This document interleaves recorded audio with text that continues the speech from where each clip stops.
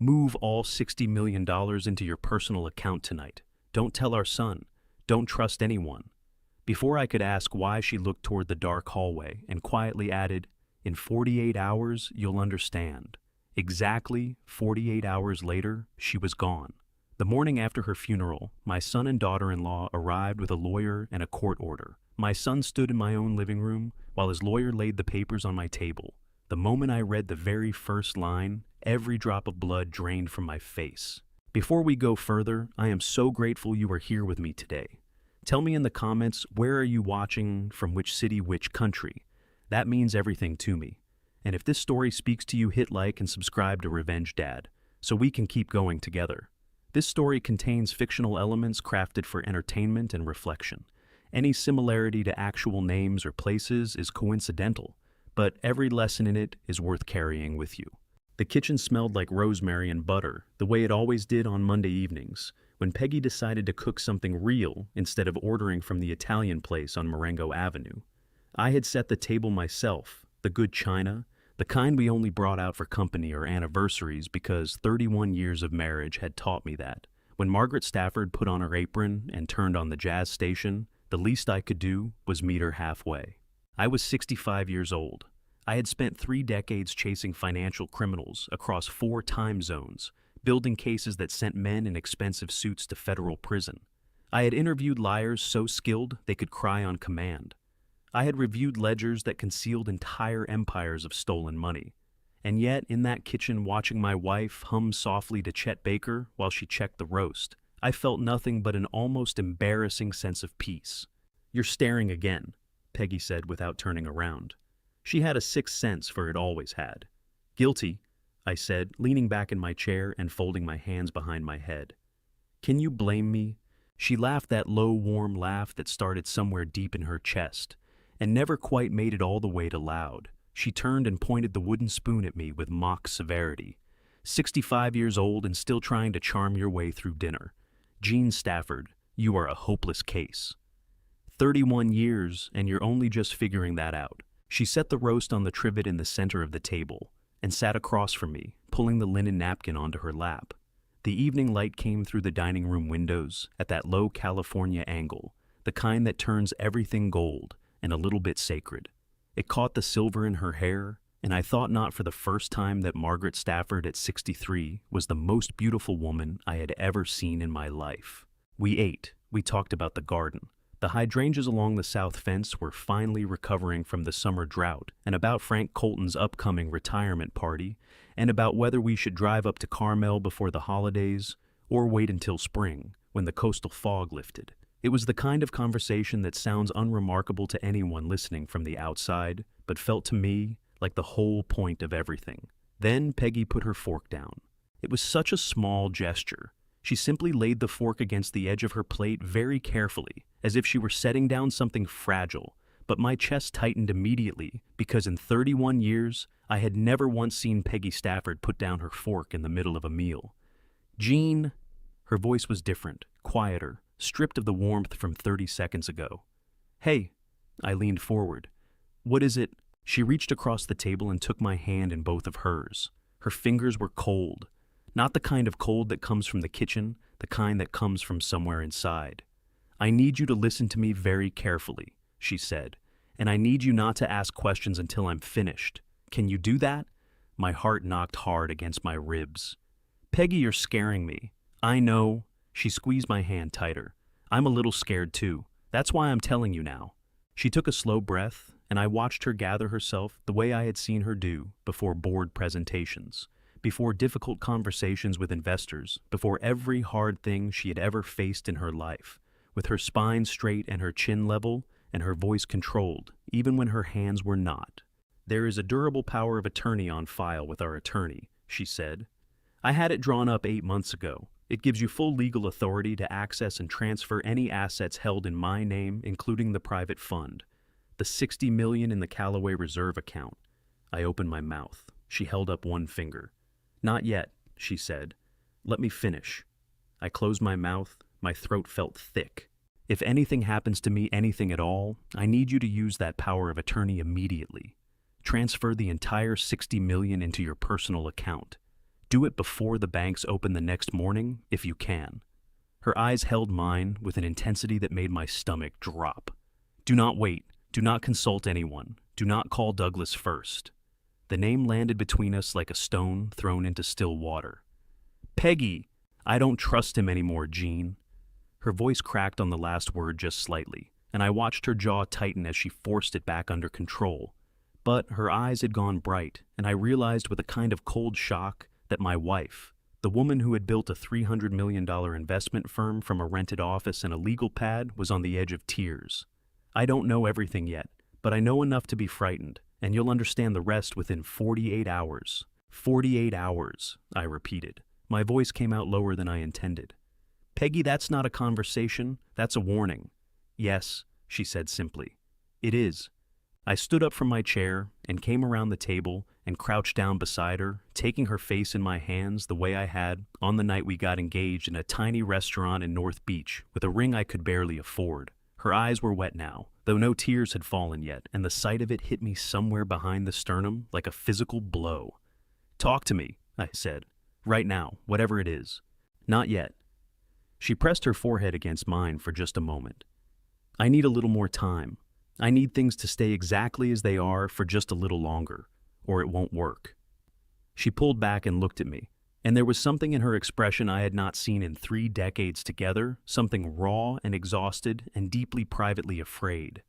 Just promise me one thing. Anything. She stood up, slowly crossed the room to the fireplace mantel, and lifted the antique clock down from its place between the framed photographs. It was a small thing, a Sessions mantel clock from the 1920s that she had found in a cluttered antique shop in Santa Barbara on our first anniversary, a ridiculous and perfect purchase that had traveled with us through 4 homes and 31 years. She set it on the table in front of me. Don't ever let anyone touch this, she said. Not Douglas, not Renee, no one. Promise me, Jean. I looked at the clock. I looked at my wife. I promise, I said. She nodded once, and some of the tension went out of her shoulders, as if she had set down a weight she had been carrying for a very long time. She squeezed my hand one final time, then picked up her fork and finished her dinner. I tried to do the same. I could not taste a single bite. That night, I lay in the dark and listened to Peggy breathing beside me, slow, and even the way she always slept deeply, completely, as if sleep were something she had decided to commit to, fully and without reservation. My own eyes stayed fixed on the ceiling. The digital clock on the nightstand read 2:47 in the morning when I finally heard it, her voice coming from the direction of the bathroom, down the hall, faint and strained and laced with something that made every hair on the back of my neck stand straight up. Jean! I was out of the bed before the word finished leaving her mouth. She was on the bathroom floor. I hit the doorframe so hard coming through that my shoulder screamed with pain, but I did not feel it. Not really, not yet, because every nerve in my body had rerouted itself entirely toward the woman, lying on the cold tile with one hand pressed flat against the floor and the other clutching the edge of the vanity cabinet. Peggy. I dropped to my knees beside her so fast that both kneecaps cracked against the tile. I did not care. I got my hands under her shoulders and I said her name again louder this time, and her eyes found mine, and the relief that moved across her face nearly broke me in half right there on the bathroom floor. Jean. Her voice was thin as paper. Something is wrong. My head, I can't. I've got you, I said. I've got you, sweetheart. Don't move. I called 911 with one hand and kept the other pressed against her cheek, watching her face, watching her eyes talking to her the entire time, because the dispatcher told me to keep her conscious, and because I was terrified that if I stopped talking, she would drift somewhere I could not follow. The ambulance arrived in 7 minutes. I know because I counted every single one of them. Huntington Hospital was 12 minutes from our house on a clear night. I followed the ambulance in my car, running 2 red lights and not caring about either one. In the emergency waiting area, a nurse with kind eyes and a firm voice told me to sit down and fill out the intake paperwork, and that someone would come speak with me as soon as there was news. I sat. I stared at the forms. I could not make my hand write a single word for nearly 4 minutes because my fingers would not stop shaking. The neurology team worked on Peggy for 6 hours. I memorized every ceiling tile in that waiting room. I drank 3 cups of coffee that tasted like hot cardboard. I called Frank Colton at 5 in the morning and told him what was happening, and Frank, who had never been a man of many words in a crisis, said, "I'm on my way." and hung up before I could tell him not to bother. He arrived 40 minutes later with a paper bag of pastries neither of us touched and sat beside me without saying anything unnecessary, which was exactly what I needed from him. The attending physician came to find me at 6:17 in the morning. I knew from the way he walked that particular careful pace doctors learn for delivering news that cannot be delivered any other way, and my chest caved in before he even opened his mouth. "Mr. Stafford," he said, "I'm Dr. Okafor. I'm so sorry to tell you this. I had interviewed hundreds of people in my career. I had sat across from men who had stolen millions and felt nothing. But when Dr. Okafor told me that Margaret Stafford had suffered a severe hemorrhagic stroke and had not regained consciousness, and that the damage was. His word was extensive, and I heard it through a roaring in my ears. Like water rushing through a broken pipe, I felt the bottom drop out of the world entirely. Frank caught my arm before I could sit down wrong and miss the chair. Peggy never woke up. She passed at 12:41 in the afternoon on Tuesday the 7th of October, with my hand wrapped around hers and Frank standing just outside the doorway, because he was decent enough to know when a man needed to be alone with his wife. I talked to her. I know she could not hear me. I talked to her anyway. I told her about the hydrangeas and the Carmel trip we were going to take in the spring, and the way the morning light looked coming through the kitchen window, the way it always looked when she was standing at the stove. I told her that 31 years had not been enough, and that I was not ready, and that I was angrier at her for leaving than I had ever been at anyone, for anything, and that I loved her so much, the word felt completely inadequate. Then I dried my face on the sleeve of my shirt, stood up and started doing what she had asked me to do.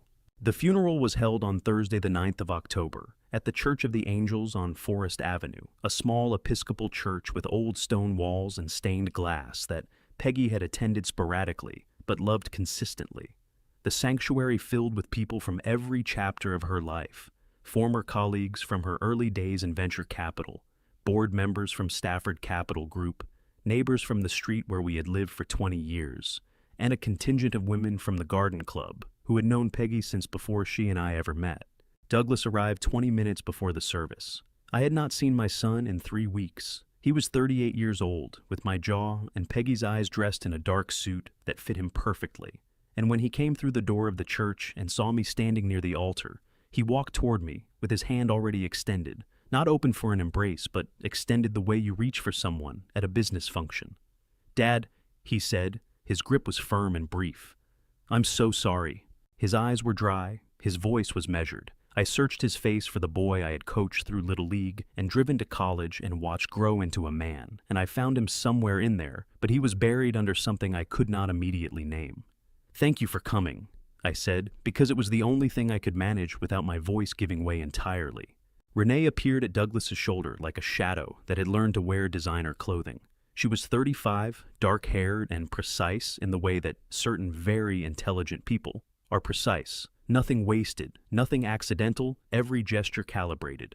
She embraced me, briefly said, "We're here for you, Jean," in a voice that conveyed exactly the correct amount of sympathy, and then stepped back and tucked her hand through Douglas's arm. During the service, I watched them. Douglas stared at the order of worship in his hands with the focused attention of a man memorizing a document. Renee looked at the minister at the flowers at the other mourners, and I realized with a slow-building unease that started at the base of my spine and worked its way upward that, in the entire hour of the funeral service, Renee Stafford did not once look at the casket. Not once. Afterwards, standing in the reception hall with a cup of tea I did not want, I watched her work the room, moving from one cluster of guests to another, with fluid efficiency, touching arms, inclining her head, smiling at exactly the right moments. She was performing grief the way a skilled attorney performs sincerity, technically flawless, entirely hollow. That night, after everyone had gone, and the house had gone quiet in the particular way that houses go quiet, when someone who used to fill them is gone for good, I sat at the kitchen table with the durable power of attorney document in front of me and Peggy's voice in my head. Transfer the entire $60 million. Do it before the banks open the next morning if you can. I picked up the phone. I called our estate attorney, Richard Baum, at his personal number, and I told him what Peggy had asked me to do, and he confirmed that the durable power of attorney was fully executed and legally valid under California law, granting me complete authority to access and transfer any assets held in Peggy's name, the $60 million in the Callaway Reserve account, every cent of it. The transfer initiated at 11:47 that night. It was the last thing I did before I turned off the kitchen, light climbed the stairs, and lay down on my side of the bed, the side I had slept on for 20 years in this house, and stared at the ceiling until the sky outside the window went from black to gray to the pale indifferent gold of a California morning. I did not know that a black sedan had already parked itself on the street in front of our house. I did not know that the man sitting in the passenger seat was a probate attorney named Warren Lyle. I did not know that my son had made a phone call the same evening his mother was buried. I found out the next afternoon when the doorbell rang and I opened the front door to find Douglas standing on my porch, and for the first time since childhood, he did not look like my son. He looked like someone I had never met before, standing beside a stranger with a briefcase wearing an expression I recognized immediately from 30 years of investigative work. He looked like a man who had already decided how this was going to end. Warren Lyle was the kind of man who had clearly spent a great deal of his career perfecting the art of delivering bad news in a pleasant voice. He was 50 years old, trim with silver-streaked hair, combed back from a face that had been arranged through long practice into an expression of professional sympathy, so polished it caught the light. He stepped into my foyer without being invited, set his briefcase on the side table beside Peggy's coat rack, beside Peggy's coat, which was still hanging there, which I had not been able to bring myself to move, and introduced himself with the smooth efficiency of a man who did this sort of thing before lunch on a regular basis. "Mr. Stafford, my name is Warren Lyle. I'm a probate attorney representing your son Douglas in a matter concerning the estate of Margaret Stafford." He opened the briefcase and withdrew a thick sheaf of documents with the practiced ease of a card dealer. "I apologize for the timing. I understand this is an incredibly difficult period." He did not sound sorry. He sounded like a man reading from a script he had memorized so thoroughly it no longer required any emotional engagement whatsoever. I looked past him at Douglas, who had come through the door behind Lyle and was now standing in the entrance to my own living room with his hands in his pockets, his jaw set hard, his eyes fixed on a point somewhere above my left shoulder. Renee had positioned herself 2 steps behind him and 1 step to the right, and there was something about that positioning, deliberate geometric, that made the hair on my arms stand up. "Douglas," I said. My voice came out steady, which surprised me because my heart was hammering so hard I could feel it in my back teeth. "Your mother has been in the ground for less than 24 hours. "I know, Dad." His voice was flat, practiced. "That's why we need to move quickly." Something cracked open in my chest at that, not dramatically not, with any sound, just a quiet internal fracture, the way old wood splits along a grain you never knew was there. I had held this boy when he was 6 hours old. I had sat with him through chicken pox and broken bones, and a particularly bad sophomore year in high school when nothing seemed to go right. And he was standing in my living room the morning after his mother's funeral, talking to me about moving quickly. "Sit down, Mr. Stafford," Lyle said, gesturing toward my own armchair, as if he were the host and I were the guest. "This will go more smoothly if we're all comfortable." I did not sit down. I crossed my arms over my chest and looked at the man directly. "Tell me what you want." Lyle cleared his throat and placed the documents on the coffee table, turning them so they faced me. "Mr. Stafford, it is the position of my client that the wire transfer of $60 million initiated last night from the Callaway Reserve account constitutes a clear case of undue influence under California Probate Code, Section 21,380. He tapped the top page with one finger. "The allegation is that you exploited Mrs. Stafford's diminished capacity in the period leading up to her death to pressure her into authorizing the transfer of assets she would not, in a fully competent state of mind, have chosen to transfer." The words hit me like cold water thrown in the face. I heard them. I processed them. And then I felt something rise up from somewhere deep in my gut. Not anger, not yet, but something older and colder and far more dangerous than anger. "Diminished capacity," I repeated. "Mrs. Stafford suffered a severe neurological event," Lyle said carefully. "The medical timeline suggests her condition may have been deteriorating for some weeks prior to her death.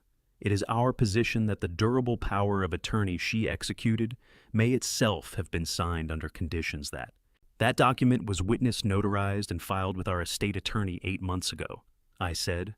My voice was very quiet. I had learned over 30 years of federal investigations that the quieter your voice, the more people listen. "When Peggy was in perfect health. Would you like his contact information?" Lyle's expression did not flicker. "We are aware of the document, Mr. Stafford. Its validity is one of several matters that will be addressed during the probate proceedings. You took advantage of Mom when she was at her weakest." Douglas spoke for the first time since coming through the door, and the words came out with such cold precision that I physically felt them press against my sternum, like a thumb pushing on a bruise. "She was scared and confused, and you used that. You moved $60 million out of a trust account the night she was buried. What do you call that?" "I call it honoring her last request," I said.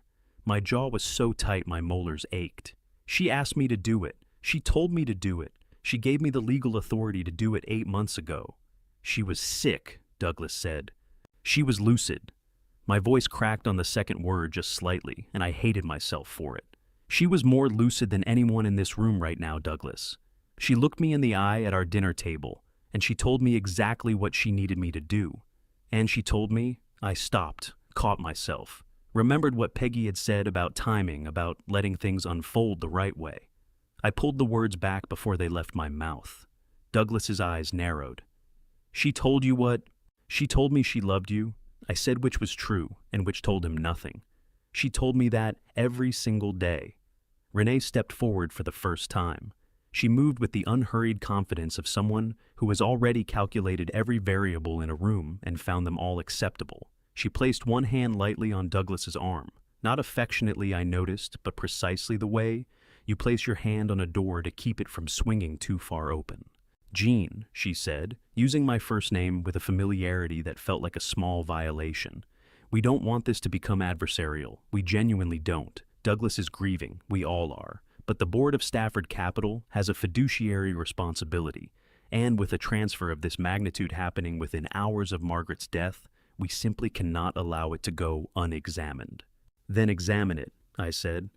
"Through the proper legal channels, with proper notice. Not in my living room the morning after my wife's funeral." Lyle was already pulling another document from his briefcase. "Mr. Stafford, I'm afraid the timeline doesn't allow for that courtesy. This is an emergency ex parte order issued this morning by the Los Angeles Superior Court Probate Division." He set it on the coffee table with the deliberate care of a man laying down a winning hand. "It freezes all assets currently under dispute, including the $60 million transferred last night, pending a full probate investigation. It also temporarily suspends your signatory authority over any accounts connected to the estate of Margaret Stafford." I picked up the document. My hands were steady. I was proud of that. I read the first 2 pages carefully, the way I had been trained to read documents not for the language you expected to find, but for the language you did not. The freeze was real. The order was genuine. A Superior Court judge had signed it at 9:17 that morning, less than 8 hours after I had initiated the wire transfer. They had filed before the banks even opened. "There is also the matter of the property," Lyle continued, and his voice had taken on the particular tone of a man saving the worst for last. "The Beacon Hill, the Pasadena residence. The property is held in a revocable trust of which Douglas is named as primary beneficiary.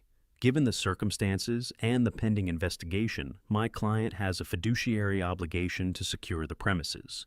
You will be required to vacate the property within 72 hours. The living room seemed to tilt slightly on its axis. "This is my home," I said. The words came out rougher than I intended, scraped raw somewhere in my throat. "Peggy and I have lived in this house for 20 years. The trust documentation is quite clear," Lyle said. "Not unkindly, worse than unkindly indifferently. I can provide you with copies if you'd like to review them with your own counsel."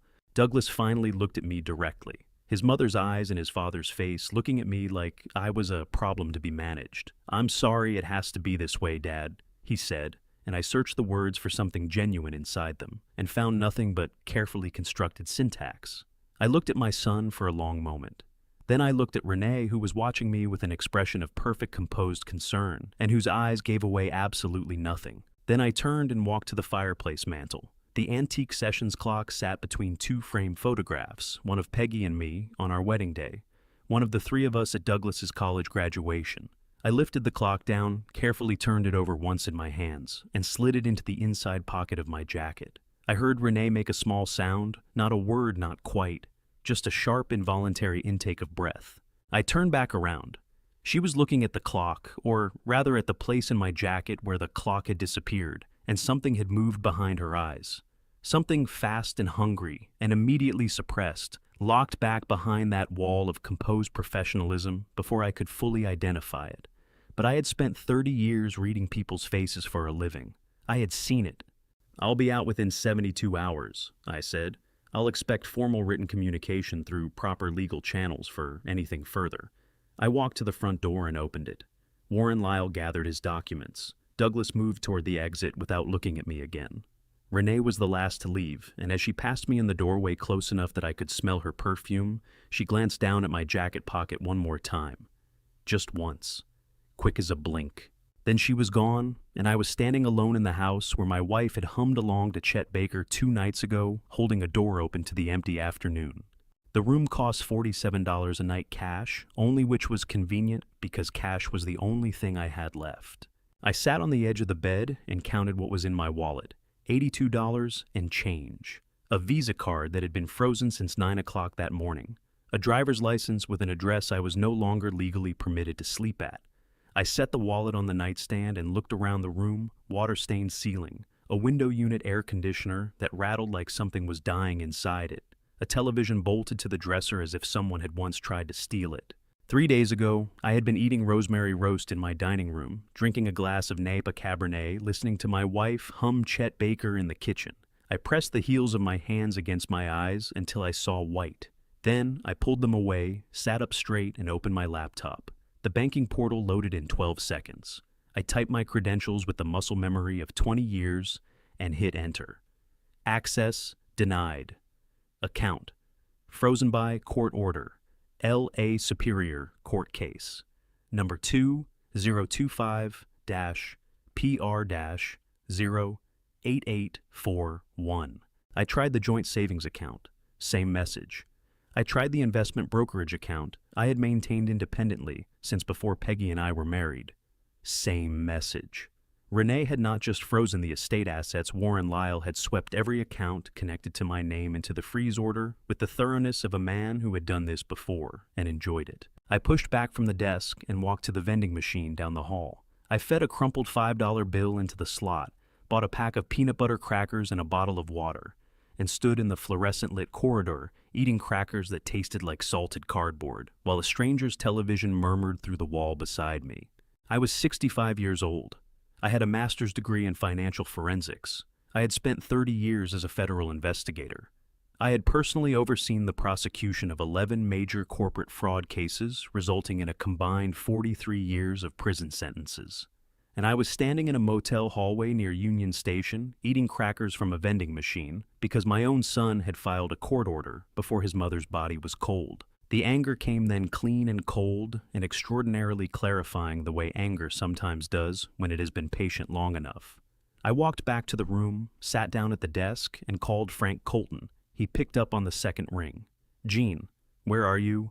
"Motel on Alameda near Union Station," I said. "Room 7. A short pause. Then, "Are you all right?" "No," I said. "But I'm functional. Frank, I need you. Not tonight, I need you right now. Bring your laptop. Bring the tracking software. The old federal suite. All of it." Another pause, shorter this time. I could hear him already moving the sound of keys lifted from a hook, a door opening. "I'll be there in 40 minutes, he said. "Don't do anything until I get there." "I won't." "Gene," his voice dropped. "She told you something, didn't she? At dinner, before it happened." My throat tightened so sharply it hurt. "Yeah," I said. "She did." "Then we're going to figure this out." He said it the way Frank had always said difficult things, without drama, without inflation, with the plain and absolute certainty of a man who had never once promised something he did not intend to deliver. 40 minutes. He hung up. I set the phone down and reached into my jacket pocket. The sessions clock sat in my palm, cool and solid, lighter than it looked. I turned it over and studied the back panel the way I had been quietly studying it since I slid it off the mantel, the faint hairline along the lower left edge where the casing did not quite sit, flushed the tiny scratch mark that curved in a deliberate arc, the kind of arc a fingernail makes when it is looking for a seam. Peggy had hidden something inside it. I was certain of that now, and someone else knew it too.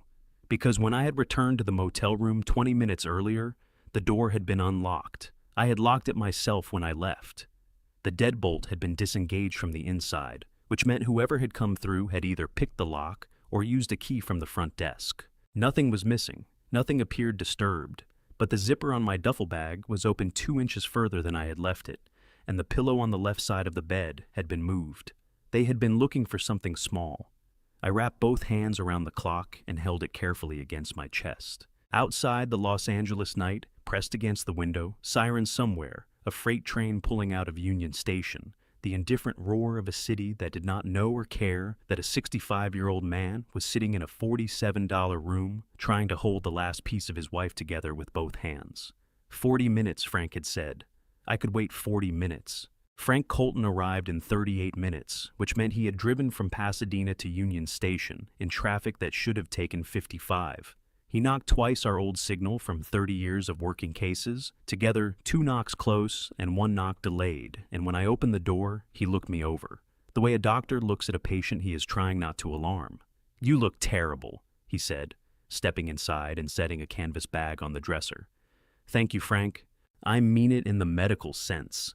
He pulled 2 coffees from the bag, set one in front of me, and started unpacking his laptop with the efficient movements of a man who had assembled a field workstation in worse places than a $47 motel room. "Sit down before you fall down. You've got that look you used to get on hour 30 of a stakeout." I sat. I wrapped both hands around the coffee cup and felt the warmth move up through my palms and into my wrists, and something in my chest unclenched by a fraction of a degree. Frank was 67, 2 years older than me, with a full head of white hair, reading glasses perpetually pushed up on his forehead, and the unhurried precision of a man who had spent 3 decades finding the lie buried inside a spreadsheet. We had worked together at the Financial Crimes Enforcement Division for 19 years before he moved to the private sector, and I took early retirement to be with Peggy. He had been the best forensic accountant I had ever worked alongside, and more importantly, he was the only person on earth I trusted completely right now. "Tell me everything," he said, opening his laptop. "Start from the dinner. Don't leave anything out." I told him, all of it.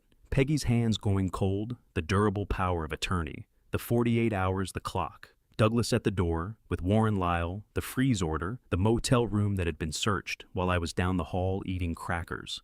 Frank listened without interrupting, which was one of the things that had always made him exceptional at his job. He had a stillness about him when he was taking in information, a quality of absolute attention that made you feel when he was focused on you that nothing else in the world existed. When I finished, he was quiet for exactly 4 seconds. Then he said, "She knew she was running out of time." "Yes," I said. My voice came out rough. "And she needed you not to know what she knew, so that when they made their move, your reaction would be genuine." He looked at me over the top of his glasses. "Because if you had known Jean, what would you have done?" I thought about it for exactly 1 second. I would have confronted Douglas immediately, and they would have moved the money and shredded the records before you could document anything. Frank nodded slowly. "She protected the evidence by protecting your ignorance. That is either the most sophisticated thing I have ever heard, or the most heartbreaking." "Both," I said. "It's both." Frank turned to his laptop and cracked his knuckles, a habit from the early 90s that he had never broken, and said, "All right, let's see what they built." He connected through a triple-layered VPN to a private financial intelligence database that we had both used during our federal careers, and which Frank had maintained access to through his consulting work. He pulled up Stafford Capital Group's public filings, first the quarterly disclosures, the annual reports, the board minutes available through California's business registry, and laid them side by side with the internal ledger data I had downloaded to an encrypted drive 3 months ago, when Peggy had quietly asked me to back up the company's financial records without explaining why. I had not asked her why. I had simply done it. I understood now why she had asked.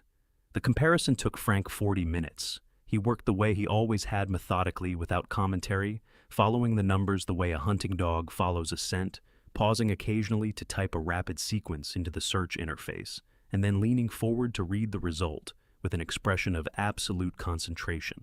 I drank my coffee. I watched him work. Outside, a freight train pulled out of Union Station with a long, low horn that shook the window in its frame. Frank sat back. He took off his reading glasses and set them on the desk. "Jean," he said. There are 6 consulting contracts in the Stafford Capital operating expenses over the past 4 years.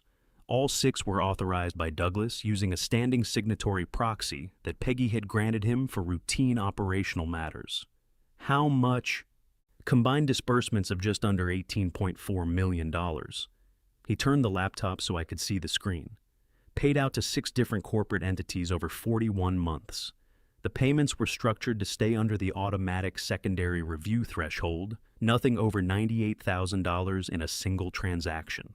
My jaw tightened. Smurfing? Classic. Frank tapped the screen. Whoever designed this knew exactly where the internal audit triggers were set. The amounts were calibrated specifically to avoid them. He pulled up a new window. Now, look at the vendor names. Crestline Advisory, LLC, Pacific Rim Consulting Group, Westlake Strategic Partners. I leaned forward. Run them.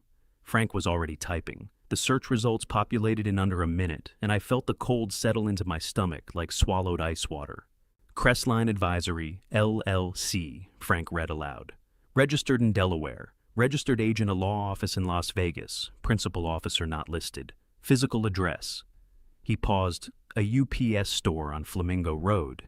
And the others on Spiga. Frank ran them one by one. Pacific Rim Consulting Group, registered in Nevada. Same Las Vegas, registered agent, no physical address. Westlake Strategic Partners, Delaware, same agent. The 4th, 5th, and 6th were variations on the same architecture, registered in the same 2 states, serviced by the same Las Vegas proxy office, sharing a single registered agent whose name appeared on the incorporation papers of 47 other LLCs filed across a 14-month period. They are all shells, Frank said. His voice was flat and precise, the way it always got when something made him genuinely angry. Every single one. No employees, no operations, no physical presence. They exist entirely on paper to receive payments and pass them through.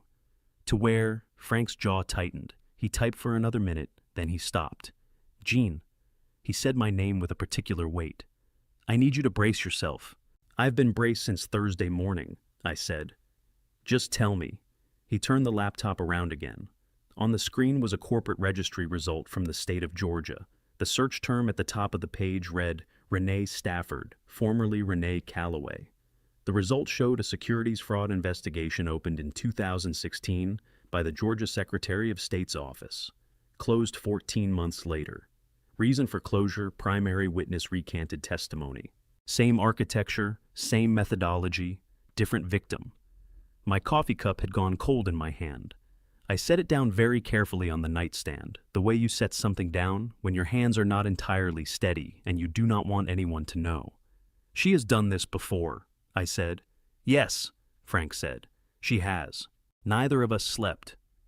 Frank refilled our coffees from the gas station across the street sometime around 2 in the morning, and we kept working bent over the laptop in the yellow light of the motel desk lamp, following the money the way we had followed it 100 times before in our careers. Except that this time, it was personal in a way that made my hands move faster and my eyes stay sharper than they had any right to at 2 in the morning after the worst week of my life. Frank pulled up the incorporation dates for all 6 shell companies and lined them up in a single column on the screen. Look at this, he said, tapping the earliest date. Crestline Advisory, LLC, filed in Delaware on the 14th of February 2021. I stared at the date. Something moved in the back of my mind, slow and heavy, like a stone rolling toward a ledge. Frank, I said, when did Douglas and Renee get married? He was already typing. November of 2020. He looked up. 3 months before Crestline was incorporated. The stone went over the ledge. She planned this before she married him, I said. The words came out very quietly, the way words come out when your mind has just processed something it would have preferred not to understand. She spent those 3 months learning the company structure, identifying the vulnerability in the authorization chain, designing the extraction mechanism. Then she filed the first LLC and started bleeding us. Frank leaned back in his chair and pressed both hands flat against the desk. A gesture I recognized from 30 years of working alongside him, the physical equivalent of steadying himself before saying something he did not want to say. Gene, this woman did not fall in love with your son, he said. She identified a target. She executed an acquisition. Douglas was the vehicle, not the destination. The fluorescent light buzzed overhead. Outside, a car alarm went off somewhere on Alameda Street and then stopped.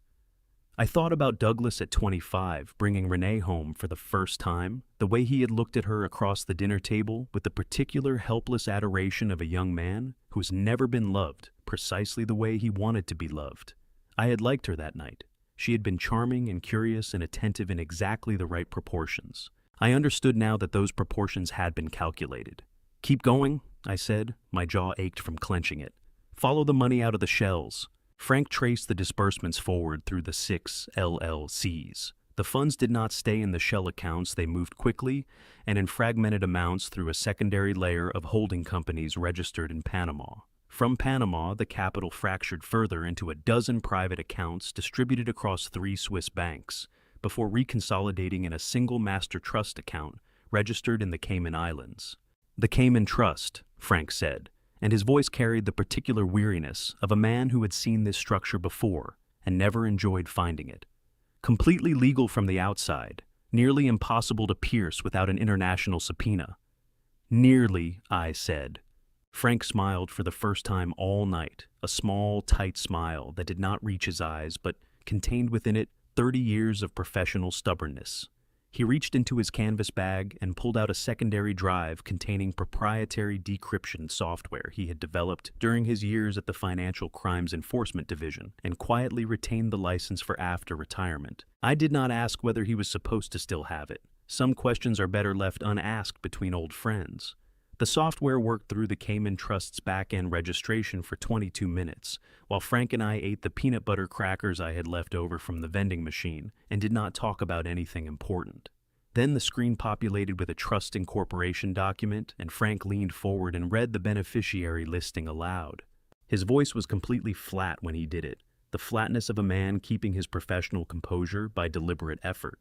Primary beneficiary, Cayman Island Trust Number 774-B, Douglas Allen Stafford and Renee Marie Stafford jointly held. Controlling interest 60%, Renee Marie Stafford 40%, Douglas Allen Stafford 60-40. Even in their own hidden trust, Renee had made certain she held the majority. I stood up from the desk and walked to the window and looked out at the parking lot. The sodium orange glow of the streetlights, a semi-truck idling at the far end, a pigeon picking at something near the dumpster, with the dedicated focus of a creature that has given up on dignity entirely. My chest felt hollowed out and very large, the way a room feels after all the furniture has been removed. $18.4 million stolen from Peggy's company. Douglas's digital signature on every approval. Renee's fingerprints on the architecture of every shell, every holding company, every layered account between here and the Cayman Islands. And Peggy had known. Peggy had sat across from me at our dinner table, with cold hands and frightened eyes, and known all of this, known that her son's name was on it, known that his wife had engineered it, known that the company she had built from nothing was being quietly dismantled from the inside. And she had not told me, because she had needed me to find it myself. Because evidence gathered by a retired federal investigator who stumbled onto it organically was infinitely more valuable in a federal courtroom than evidence gathered by a grieving wife who might be accused of having her own motivations. She had protected the case by stepping out of it. My throat burned. I pressed my forehead against the cold glass of the window and breathed through it. "Jean!" Frank's voice came from behind me. "Your phone." I turned around. My phone was lit up on the nightstand, buzzing with an incoming notification, then another, then 3 more in rapid succession. I crossed the room and picked it up. Douglas had gone live on Instagram 40 minutes ago. The notification count was already in the thousands. I opened the video and watched my son sitting in what appeared to be the living room of my own house in front of the fireplace where Peggy's clock had stood until 2 days ago, speak to a camera with red-rimmed eyes and a voice calibrated to break hearts. My father took advantage of my mother in her final hours. Douglas said, his voice cracking at precisely the right moment. He moved $60 million out of her account the night we buried her. We are devastated, we are heartbroken, and we are asking for justice. The comment section was already a wall of rage, strangers calling me a predator, a thief, a monster. Former colleagues of Peggy's sharing the video with expressions of shock. A woman I had known for 15 years, who had sat at our Thanksgiving table, had commented, "I always thought something was off about him." I set the phone face down on the nightstand. My hands were shaking now, not from fear, but from the particular combustible fury of a man who has just watched his entire character reduced to a 3-minute performance designed for people who would never know his wife's name. "Frank," I said, and my voice came out harder than I intended. "I know," he said. "They are controlling the narrative. I know." He was already typing. "So we take it back. One transaction at a time." The notifications did not stop. By 7 in the morning, Douglas's video had been shared 4,000 times. By 9, it had crossed into the local news cycle, a brief segment on KTLA, morning news with a chyron that read, "Pasadena widow's husband accused of financial exploitation," and a photograph of me that someone had pulled from a 3-year-old company gala in which I was smiling in a way that now looked in the context of the chyron, beneath it vaguely predatory. Frank watched the segment with me, from the edge of his motel bed, his coffee cup held in both hands, and his expression the careful neutral of a man working very hard not to say something unhelpful. "They move fast," he said finally. "They had this ready before the funeral," I said. My voice came out flat and cold, scraped clean of anything resembling emotion, because I had learned a long time ago that rage is a fuel and not a strategy, and right now, I needed strategy more than I needed to feel what I was feeling. The video, the news contact, the photograph. This was not a grieving son going public with his pain. This was a press campaign. My phone buzzed. A text from a man named Gerald Hutchinson, who had played golf with me and Peggy every third Sunday for 11 years. "Gene, I saw the news. I don't know what to say. I hope there's an explanation." There was no question mark at the end. Just a period which in 11 years of friendship told me everything Gerald Hutchinson actually thought. I set the phone face down again. Frank reached over and turned it screen side up. "You need to see everything they throw at you," he said. "Even the things that hurt, especially those." He was right. I knew he was right. I turned the phone back over and read the messages, 14 of them, from colleagues, neighbors, a woman from Peggy's garden club, 2 former associates from my federal career. The tone ranged from tentative to accusatory, and every single one of them had seen the video before they reached out to me, which meant every single one of them had already formed a preliminary verdict before I had the chance to say a word. I read them all. I responded to none of them. I filed each one in a mental folder labeled "Things to Address Later" and moved on because there was nothing I could do about public opinion in a motel room on Alameda Street with $82 and a frozen bank account. And Frank was right that rage was not a strategy. We went back to work. Frank was cross-referencing the shell company disbursements against Stafford Capital's quarterly tax filings when my phone rang, not a text, an actual call from a number I did not recognize. California area code, Los Angeles prefix. I almost let it go to voicemail. Something made me answer. "Mr. Stafford." The voice was a woman's, low-controlled, but with a fine tremor underneath it, the kind of tremor that comes not from weakness, but from someone who is frightened and pressing forward anyway. "My name is Sandra Kowalski. I used to work for Stafford Capital Group as executive administrative assistant to Mrs. Stafford. I was terminated 8 weeks ago." I sat up straighter. Across the desk, Frank looked up from his screen. "Ms. Kowalski," I said carefully. "How did you get this number?" "Mrs. Stafford gave it to me," she said. "About 4 months ago. She said if anything ever happened to her, and if I saw something that scared me, I should call you." A pause. The tremor in her voice deepened slightly. "I saw the video this morning. Mr. Stafford, I signed a non-disclosure agreement when they let me go. Renee's attorney, a man named Warren Lyle, presented it to me, along with a severance check for $40,000. I signed it because I was scared, and I needed the money, and I didn't know what else to do." "I understand," I said, and I did. I had interviewed dozens of witnesses over the years who had signed NDAs under exactly that kind of pressure, financial desperation weaponized as legal compliance. "Can you tell me why they terminated you?" "Because I saw something I wasn't supposed to see." Her voice dropped. "Mr. Stafford, about 3 months before Mrs. Stafford passed, Renee brought in a new doctor to manage her care, a man named Gerald Finch.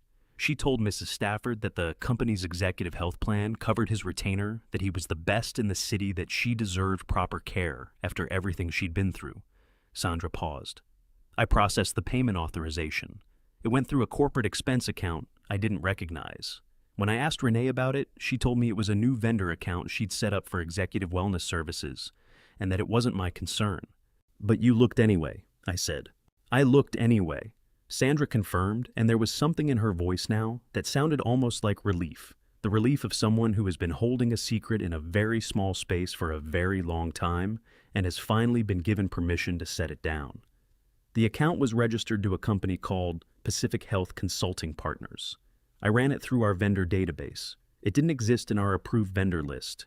It had never been audited, and the authorized payment amount was, she stopped, took a breath, $1.5 million for a one-year medical consulting retainer. Frank had put down his coffee entirely. He was watching me with the focused stillness of a hawk on a fence post. Ms. Kowalski, I said, did you ever see Dr. Finch and Renee together outside of a medical context? Once, she said immediately, as if she had been waiting for exactly this question. 6 weeks before I was let go. They met in the small conference room on the 14th floor, the one without cameras. I was walking past and the door wasn't fully closed. I couldn't hear what they were saying, but I saw them. They weren't talking about Mrs. Stafford's health, Mr. Stafford.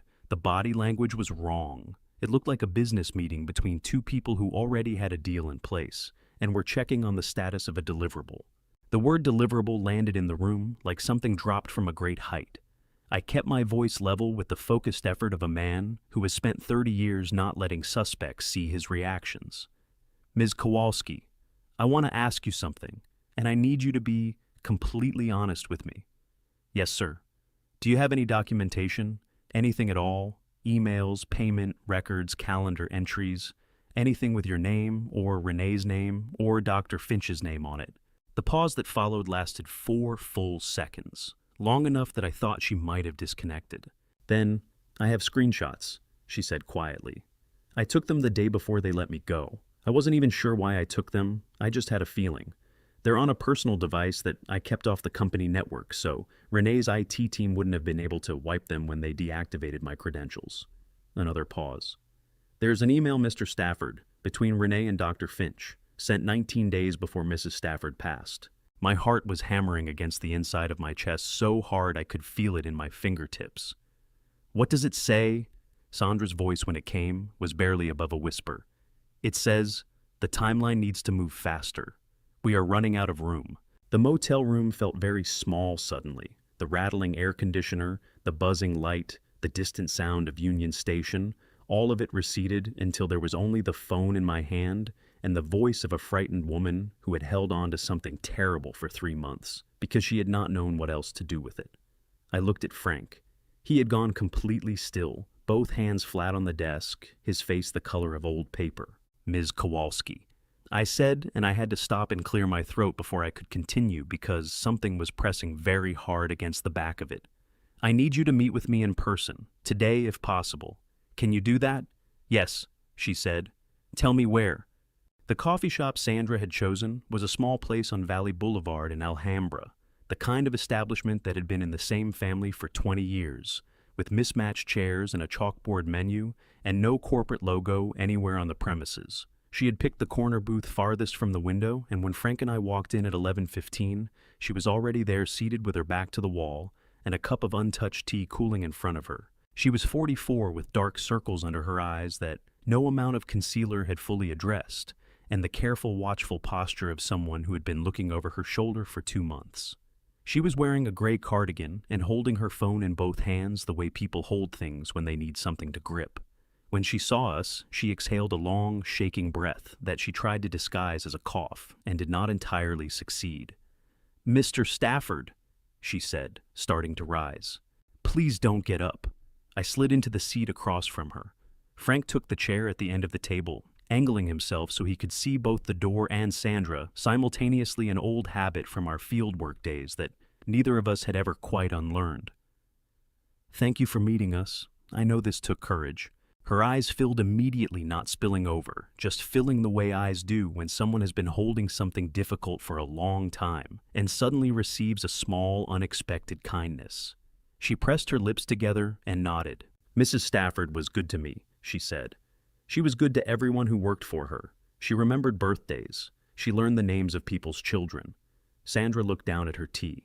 When Renee started running the administrative operations, which happened gradually over about 18 months, so gradually you almost didn't notice until it was already done, everything changed. The way people were spoken to, the way information was controlled, who had access to what. She looked back up at me.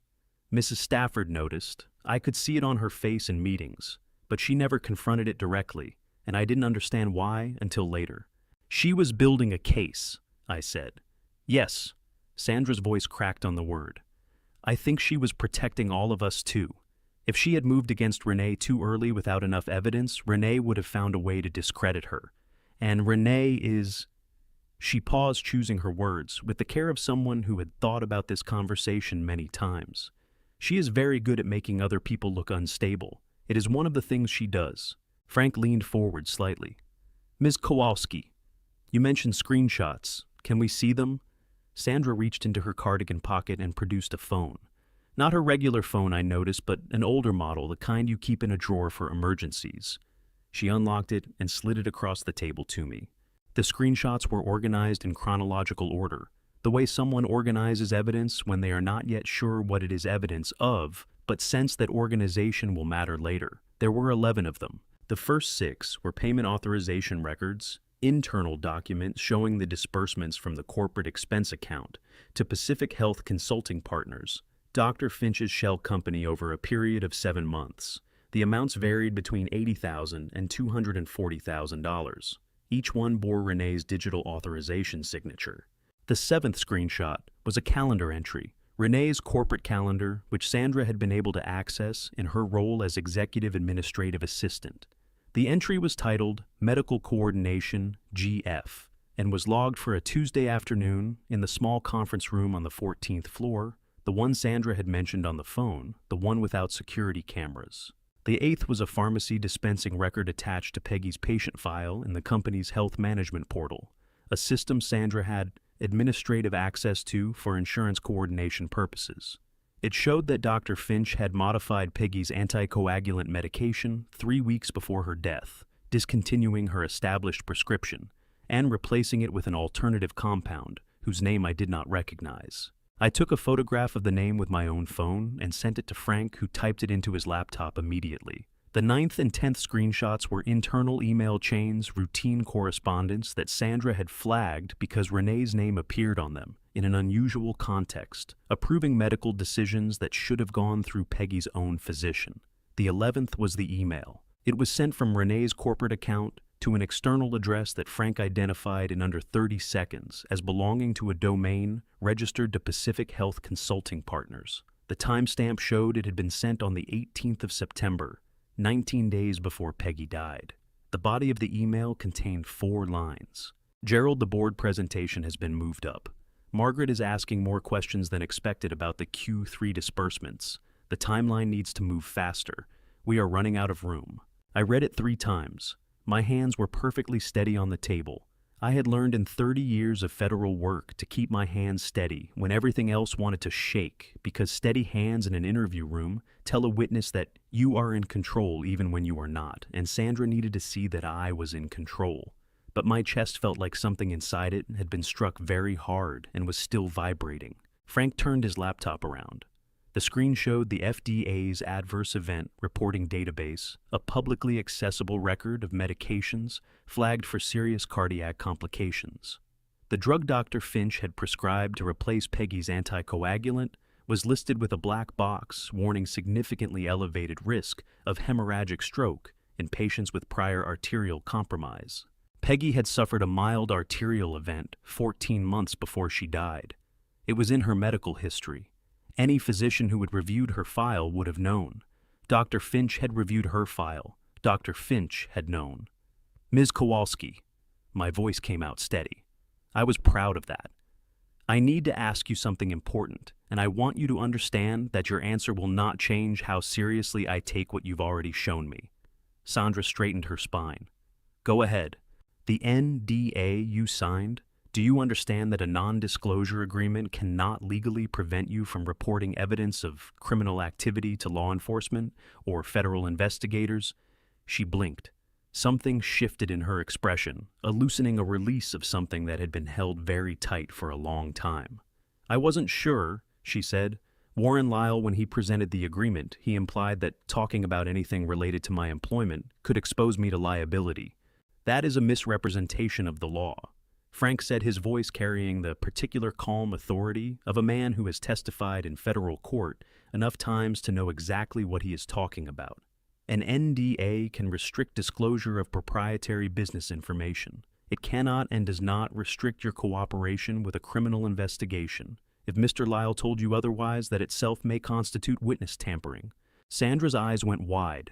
Then slowly the muscles around her jaw unclenched for what looked like the first time in weeks. Mrs. Stafford told me you were good at this, she said, looking at me. Her voice was thick. She said if things went wrong, you would know what to do. She said you always knew what to do. The words hit me somewhere below the ribcage in the soft place where grief lives when it is not announcing itself. I kept my expression level. I breathed through it. She gave me too much credit, I said quietly. No. Sandra shook her head, and now the tears did spill one on each side, moving quickly down her face, which she did not wipe away. No, Mr. Stafford, she didn't. Frank closed his laptop. He looked at me across the table with the expression he had always used at the end of a long surveillance operation, when the evidence was finally in hand and the next move was clear. We need to call Briggs, he said. I nodded. I picked up my phone. It was time to bring in the FBI. We drove back to the motel in Frank's car with the windows down, the October air coming off the San Gabriel Mountains, carrying the particular dry clarity that only arrives in Southern California after the Santa Ana winds have pushed through and scrubbed the sky clean. Neither of us spoke for the first 10 minutes of the drive. Frank had his left hand on the wheel and his right elbow on the doorframe, and the expression of a man processing something at speed. I watched the storefronts on Valley Boulevard give way to the industrial corridor near the freeway, and thought about a woman who had remembered her employees' birthdays, who had learned the names of their children, who had spent the last months of her life quietly documenting her own son's crimes while continuing to go to work every morning and sit in board meetings and review quarterly reports and act for all the world as if everything was fine. The courage of that. The loneliness of it. My throat tightened so severely I had to turn toward the window. You all right? Frank said. No, I said. Keep driving. Back at the motel, Frank set up the laptop while I transferred Sandra's screenshots from my phone to the encrypted drive. The process took 6 minutes. In those 6 minutes, I sat on the edge of the bed and thought very carefully about the sequence of what I was about to do, because I had spent 30 years building federal cases, and I knew that the order in which you present evidence to an investigator matters as much as the evidence itself. Then I picked up my phone and called Thomas Briggs. He answered on the first ring, which told me he had seen my name on the screen, and made a decision before the second ring had the chance to occur. That was Briggs, a man who made decisions the way other people breathe continuously and without apparent effort. Gene Stafford, he said.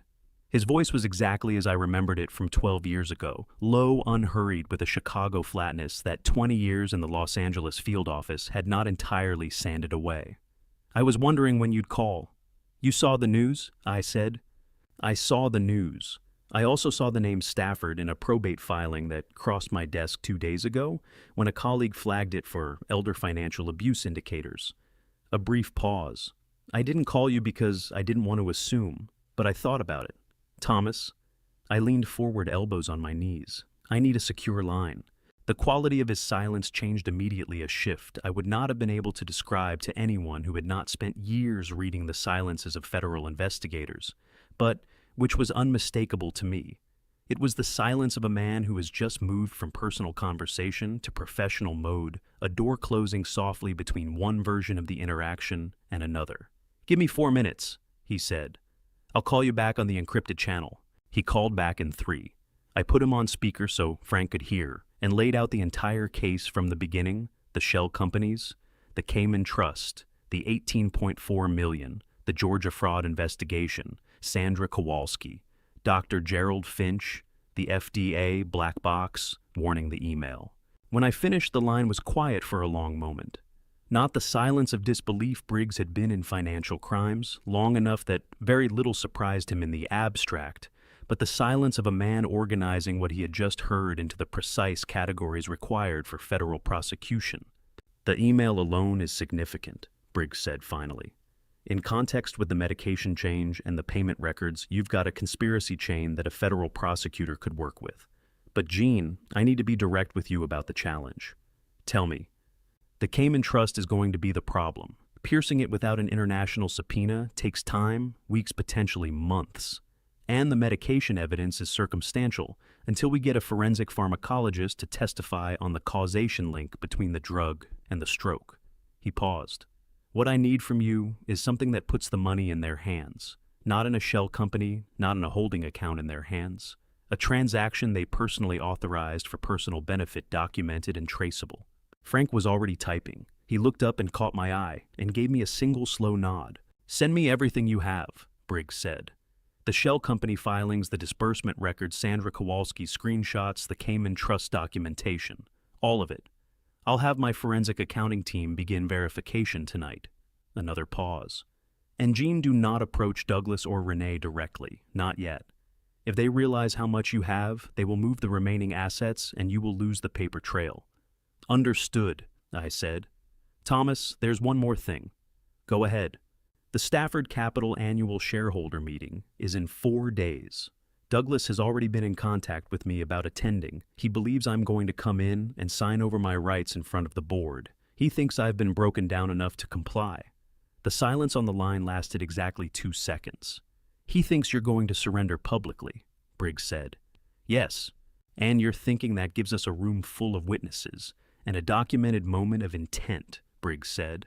I could hear the particular quality in his voice that I remembered from our years working together, the sound of a very good investigator recognizing the architecture of a trap being laid. If they attempt to execute the asset transfer in that room in front of the board, that's an overt act in furtherance of the conspiracy. That's federal jurisdiction, Jean. That's my warrant. That's what I was thinking, I said. Frank exhaled across the desk, a long, controlled breath that nonetheless contained within it the relief of a man who has been holding something very heavy and has just been told he can set it down soon. Send me the package tonight, Briggs said. Everything. I'll have my team working through the weekend. And I'll need Sandra Kowalski's contact information. She'll need to be prepared to give a voluntary statement. Make sure she understands she is a protected witness the moment she is in contact with my office. She'll be relieved to hear that, I said. One more thing. Briggs's voice dropped half a register. Jean, are you all right? Not the case. You. I looked around the motel room, the water-stained ceiling, the rattling air conditioner, the laptop glowing on the desk, the encrypted drive containing everything Peggy had risked everything to preserve.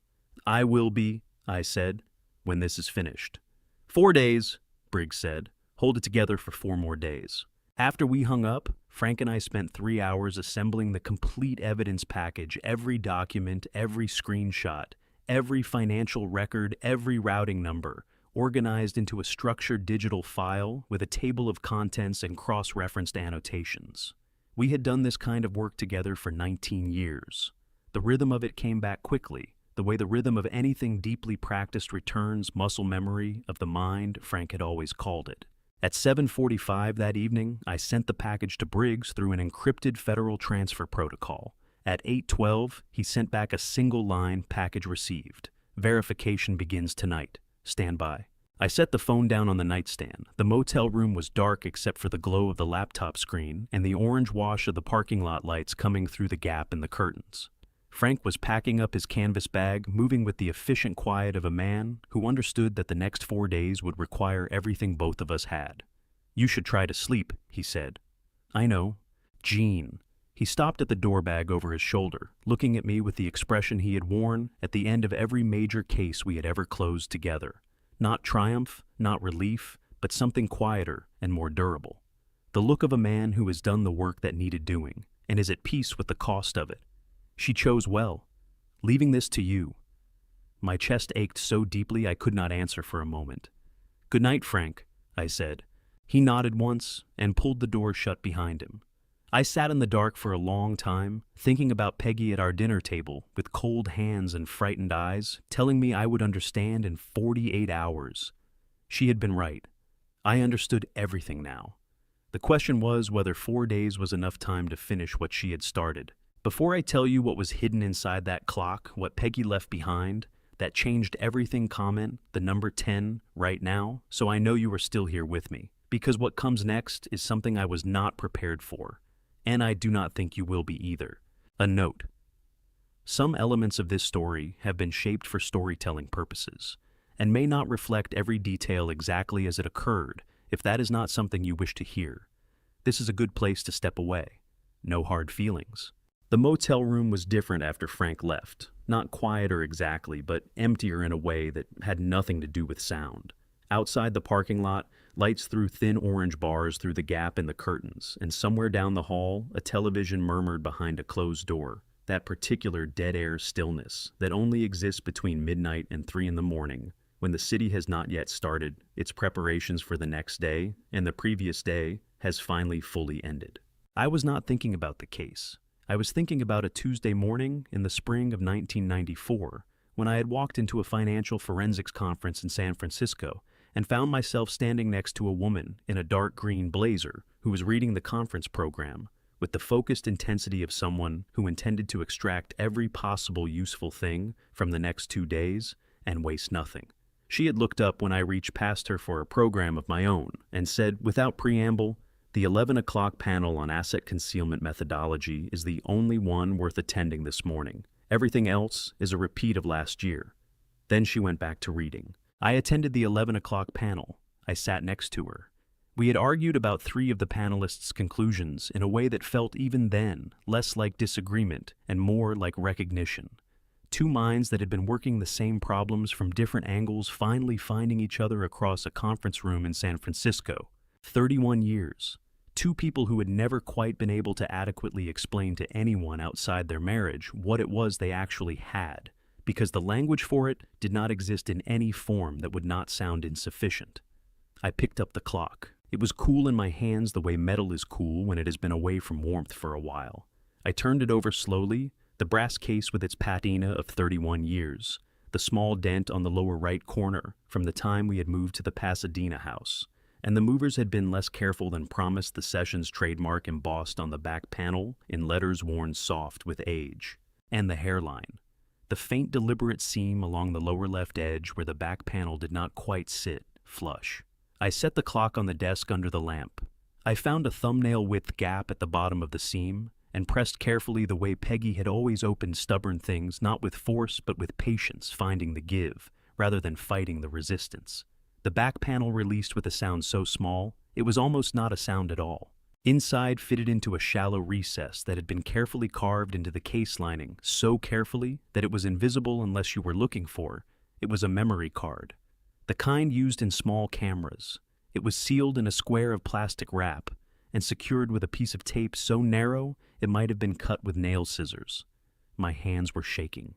I was aware of them shaking, which was something that had not happened to me in 30 years of federal work, and I did not try to stop it. Some things are beyond the reach of professional discipline, and your hands shaking when you open the last gift your wife left you is one of them. I peeled the tape away. I unwrapped the plastic. I carried the memory card to the laptop and inserted it into the card reader Frank had left behind, and I sat down in the desk chair and I opened the drive. 3 files, named simply 123. I opened the first file.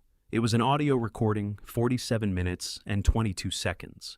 The timestamp showed it had been recorded on the 17th of September, 3 weeks before Peggy died. The location data embedded in the file metadata showed the 14th floor of the Stafford Capitol building in Century City.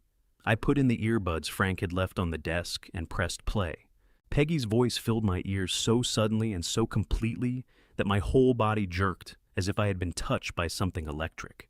She sounded exactly as she had always sounded, composed precise, slightly warmer in private than in public, with that particular quality of attention in her voice that had always made the person she was speaking to feel like the most important person in the room. She was speaking to Douglas. I listened to all 47 minutes. I will not describe everything that was said because some of it belongs only to the two of them, the specific language of a mother and a son who have known each other for 38 years and are navigating in real time the unbearable distance that has opened between them. But I will say this, Douglas had known. Not everything, not the full architecture of what Renee had built, but enough. He had known the consulting payments were irregular. He had known the vendors did not exist. He had asked his mother, in a voice that I recognized as the voice of a man trying to convince himself of something he already knew was wrong, whether she was planning to restructure the capital allocation before the end of the fiscal year. Peggy had answered him with the patience of a woman who had already decided what she was going to do next and was simply waiting for him to finish. The second file was a folder containing 312 documents, every internal financial record, every payment authorization, every vendor contract, every board minute that mentioned the consulting disbursements copied meticulously and organized by date. 6 months of quiet, systematic, invisible work. She had built the case herself. She had built it alone in the hours after everyone else had gone home, pulling documents and copying files and organizing evidence while the Century City office emptied out around her. And she had never once told me she was doing it because she had known that if I knew, I would have moved too fast, and they would have moved the money before we could document where it went. She had protected the case by carrying it alone. My throat was so tight it felt sealed. I opened the third file. It was a video, 40 seconds long, shot on what appeared to be a phone camera positioned on the desk of Peggy's home office. I could see the edge of the frame photograph we kept on that desk, the one from our anniversary trip to Carmel, just visible in the lower right corner of the frame. Peggy was sitting at the desk, looking directly into the camera. She was wearing the gray cardigan she wore on Sunday mornings. Her hair was down. She looked in the particular and precise way that people look when they have made a difficult decision and arrived at the far side of it at peace. She looked tired. She looked like herself. She looked at the camera for 1 full second before she spoke, and in that second, I saw everything she had been carrying, the weight of what she had discovered, the grief of it, the love, underneath the grief, that had made her carry it the way she did alone and without complaint right up until the end. "Jeannie," she said. Her voice was steady. "If you're watching this, it means I'm not there anymore. And I am so sorry. I am so sorry I didn't find a way to tell you sooner." She stopped, pressed her lips together for a moment. "I need you to understand why I didn't. I was afraid that if you knew, you would confront Douglas immediately the way you have always confronted things, directly without waiting. And if he knew we were onto them, Renee would have moved everything and destroyed the records before you could document a single transaction. A breath. I needed them to think they were winning. I needed them to make their move. And I needed you to find the evidence yourself, because evidence you find is worth 10 times more in a federal courtroom than evidence I hand to you. And I needed this to hold up in federal court, Jean. I needed it to actually stick." She leaned forward slightly closer to the camera. "Everything you need is in this card. The recordings, the documents. The paper trail goes all the way to the Cayman Islands, and Frank will know what to do with it." The corner of her mouth moved, not quite a smile, but the shape of one, the shadow of the expression I had seen 10,000 times across 31 years. "I left Frank's name in there because I knew you would call him. You always call Frank when things are serious." My chest cracked open. Not metaphorically. It felt in that moment entirely physical, a fracture running straight down the center of my sternum, letting in cold air, and something worse than cold air. Something that had no name, but that I had been keeping at a careful distance for 2 weeks, and that was now finally here. "I trust you," Peggy said. "I have always trusted you. Finish this the right way, and then please, Jeannie. Please live the rest of your life. Don't make it a monument. Make it yours." She looked at the camera for another moment. "I love you. I will always have loved you. That's not the kind of thing that stops." The recording ended. The screen went dark. I sat in the desk chair in the $47 motel room near Union Station, Los Angeles, California, with the empty clock case in my hands and the laptop screen dark in front of me, and I cried. Not the restrained, managed grief of the hospital waiting room, or the funeral, or the long nights since. Something older and less controlled than that, something that came up from somewhere I had not known, existed from the place where 31 years of loving someone actually lives, when it is not on the surface, and it shook me the way old buildings are shaken by earthquakes from the foundation up. I cried until there was nothing left to cry with. And then I sat in the quiet that followed, which was a different kind of quiet than the one before, cleaner somehow. The way air is clean after a storm has moved through, and I understood something I had not fully understood until this moment. She had not left me a task. She had not left me an obligation. She had left me her trust, the deepest, most complete, most costly trust one person can place in another, the kind that says, I know who you are, and I know what you can do, and I am giving you the hardest thing I have and trusting you not to drop it. I set the clock case very gently on the desk. I straightened my spine. I opened a new document on the laptop and began to write down everything that needed to happen in the next 4 days, in the precise sequential order in which it needed to happen, with the focused calm of a man who has been given something worth being calm for. I called Frank at 7 in the morning. He picked up before the second ring, which meant he had not slept either, or had slept the way we both used to sleep during long federal operations, lightly, partially, with one ear always open for the phone. I found it, I said. Everything. She put it in the clock. The silence that followed lasted 3 seconds. Then Frank said in a voice that was very quiet and very careful, How are you doing, Jean? I'm functional, I said. I need you to pull Peggy's personal financial records from the last 8 months. Payments to outside legal counsel, anything that didn't go through the company account or our shared household account. Another brief pause. You think she hired someone? I know she hired someone. She built an entire evidentiary package and recorded a video explaining her methodology. She would not have left the legal side unprotected. I looked at the clock case sitting on the desk, empty now, its secret delivered. Find the name Frank. I'll meet you in an hour. He called back in 40 minutes with the name Clara Hutchins Estate Law, Old Town, Pasadena. A single payment of $4,200 drawn from a personal checking account Peggy had maintained independently since before our marriage, 6 weeks before she died. Clara Hutchins' office was on Colorado Boulevard, in a building that had housed the same law practice for 30 years. The reception area had dark wood paneling and framed photographs of the San Gabriel Mountains, and the particular unhurried quality of an office that has no need to impress anyone because its reputation has been established long enough to speak for itself. Clara herself was 58, with close-cropped silver hair and reading glasses on a beaded chain, and the bearing of a woman who had spent 3 decades navigating the most difficult conversations families are capable of having, and had emerged from the experience neither hardened nor defeated, but simply durably clear-eyed. She stood when Frank and I came through the door and extended her hand to me directly. Mr. Stafford, she said, I've been expecting you. Margaret told me you would come when you were ready. My throat tightened. She told you about me. She told me quite a bit about you. Clara gestured to the chairs across from her desk. She said you were the most methodical person she had ever known, and that you would not come to me until you had already built most of the case yourself. She said... Clara paused, and something moved briefly across her composed expression, a flicker of something that might have been grief quickly managed. She said that was one of the things she had always loved about you, that you finished things. I sat down. Frank sat beside me. I did not trust my voice for a moment, so I waited until I did. The will, I said. Clara opened the top drawer of her desk and produced a document in a blue legal folder, which she placed on the desk between us, with the unhurried precision of someone handling something that matters. Margaret came to me alone, she said, opening the folder. She was very specific about that. No Douglas, no company attorneys, no one connected to Stafford Capital. She said she needed counsel that Renee could not have anticipated. Clara turned the document so it faced me.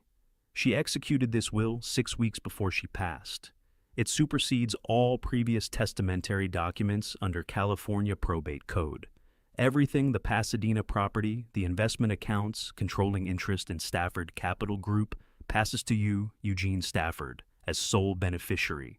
I read the document carefully, twice. The language was precise and unambiguous. The notarization complete, the witnesses unaffiliated with any Stafford entity. Then I found the clause on page 3. Read paragraph 7 aloud, Clara said quietly, watching my face. I read it. My voice held.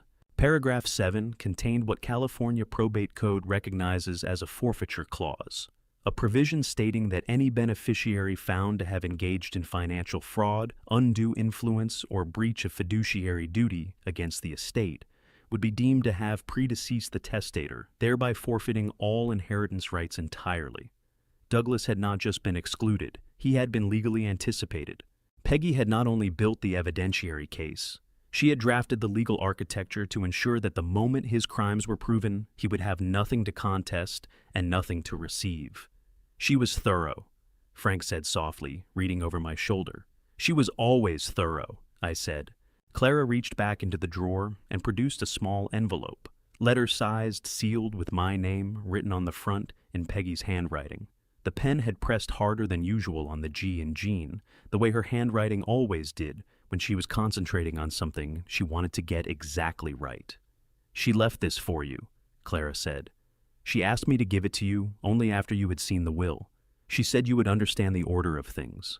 I took the envelope. I held it in both hands for a moment. "Thank you," I said to Clara, "for protecting this." "She asked me to," Clara said simply. It wasn't a difficult thing to do. I stood. Frank stood beside me. I tucked the envelope carefully into the inside pocket of my jacket, next to where the clock had been, and I felt something settle in my chest, not the sharp crack of the night before, but something slower and more permanent. The particular weight of a thing that has been completed. Peggy had thought of everything, every single thing.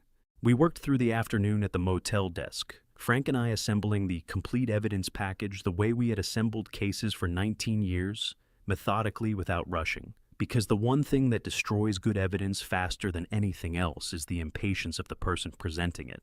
Frank organized the financial documentation. I handled the narrative timeline, a sequential account of every transaction, every shell company, every routing number, cross-referenced against the dates in Peggy's audio recording, and the documents from the memory card. By 4 in the afternoon, we had a package that covered 41 months of criminal activity across 4 jurisdictions, organized into 7 clearly labeled folders with a master index at the front. I called Briggs at 4:15. "I have additional evidence," I said. "Significant. It changes the scope of what I sent you last night." "How significant?" Briggs said.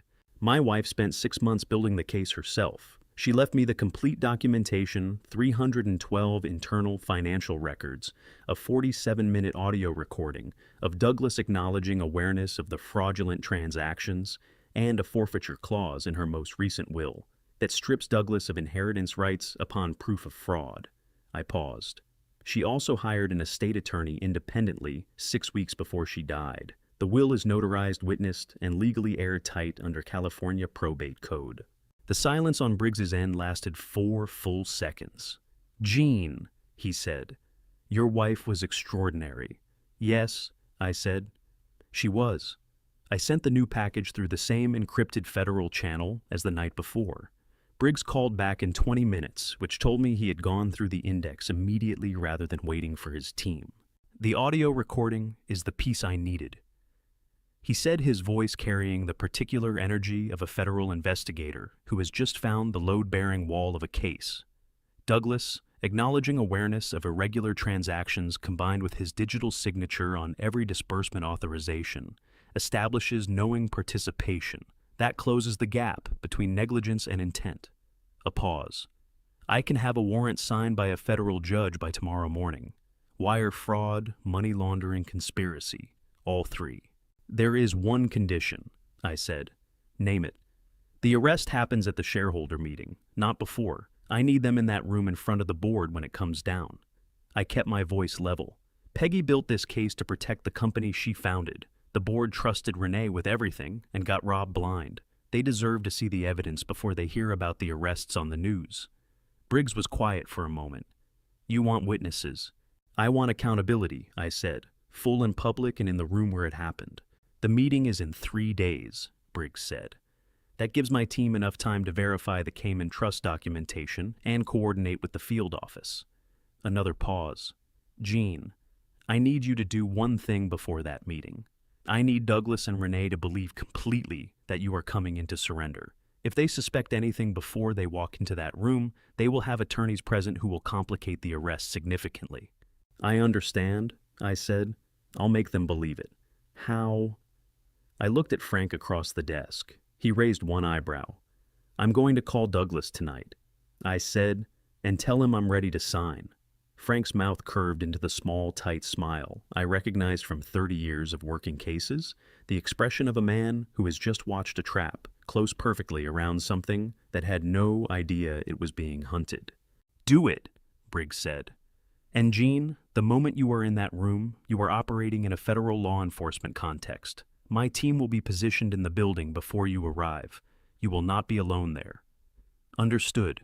3 days, Briggs said. Hold the line. After we hung up, Frank closed his laptop and looked at me across the desk. How are you going to play the call with Douglas? He asked. I thought about my son, the boy I had driven to Little League and helped with calculus homework and moved into his first apartment, carrying boxes up 3 flights of stairs on a July afternoon that had been brutally hot even by California standards. I thought about the man he had become or allowed himself to become, under the influence of a woman who had targeted his family before she ever shook his hand. I thought about what Peggy would have said. She would have said, "Finish it cleanly." I'm going to sound exactly like what he expects me to sound like, I said. A tired old man who has run out of fight. Frank nodded slowly. And then I picked up my phone. And then we end this, I said. I called Douglas at 7 that evening. He picked up on the 3rd ring long enough to signal that he had seen my name and made a considered decision about whether to answer, which told me everything I needed to know about where we stood. Dad, his voice was carefully neutral, the voice of a man managing a situation. Douglas. I let my own voice go rough at the edges, let the exhaustion into it, which was not difficult, because the exhaustion was real, even if the surrender was not. I've been thinking about what you said at the house, about me being too old for this fight. A pause. And I think you're right. I pressed the heel of my hand against my sternum and breathed through the words. I'm tired, son. I'm 65 years old, and I buried your mother last week, and I'm sitting in a motel room near Union Station, and I don't have the strength for a legal battle that goes on for years. I let my voice crack on the last word, just slightly, just enough. I want this to be over. The silence that followed was 3 seconds long, and inside those 3 seconds I heard Douglas exhale a long, slow release of breath that told me Renee was in the room with him and that they had been waiting for exactly this phone call. I'm glad you called, Dad, he said. And the warmth that entered his voice then practiced immediate the warmth of a man who has been told what to say when a particular moment arrives made my jaw ache with the effort of not responding to it honestly. We don't want this to be painful for you. We never did. We arranged to meet the following afternoon at a restaurant in Pasadena, a quiet place on Lake Avenue that Renee suggested, which told me she had already chosen the location before I called. I arrived looking exactly as I intended to look, shoulders slightly forward, eyes carrying the particular flatness of a man whose grief has curdled into resignation. I had not shaved. I had worn the same jacket 2 days running. I sat down across from Douglas and Renee and Warren Lyle, and I held my coffee cup in both hands and let them see a 65-year-old man who had finally run out of road. Renee placed the settlement agreement on the table with the smooth efficiency of someone who had been carrying it in her briefcase for days. It's straightforward, she said. Her voice was gentle in the way that very sharp things are sometimes described as gentle equality of surface rather than substance. You sign the waiver, we release the freeze on your personal accounts, and you walk away with a clean slate. No litigation, no scandal, just peace. Douglas reached across the table and covered my hand with his. His palm was warm. Mom would have wanted you to have peace, Dad, he said. That's all any of us want. The touch of my son's hand on mine was the hardest thing I had endured since the night I watched Peggy's cardiac monitor go flat. I kept my eyes down. I breathed through it. I want to sign at the shareholder meeting, I said, keeping my voice small and deliberate. Day after tomorrow, in front of the board. I looked up, let my eyes go wet at the edges. I need witnesses, people who will see me cooperate. So there's no question afterward about what I agreed to. Renee's eyes moved to Douglas, and in that fraction of a second exchange, I saw her calculate and conclude. She wanted the board present. A public capitulation in front of the company's entire power structure would seal her control over Stafford Capital more completely than any private signing ever could. "That's reasonable," she said. "Day after tomorrow, 6 o'clock."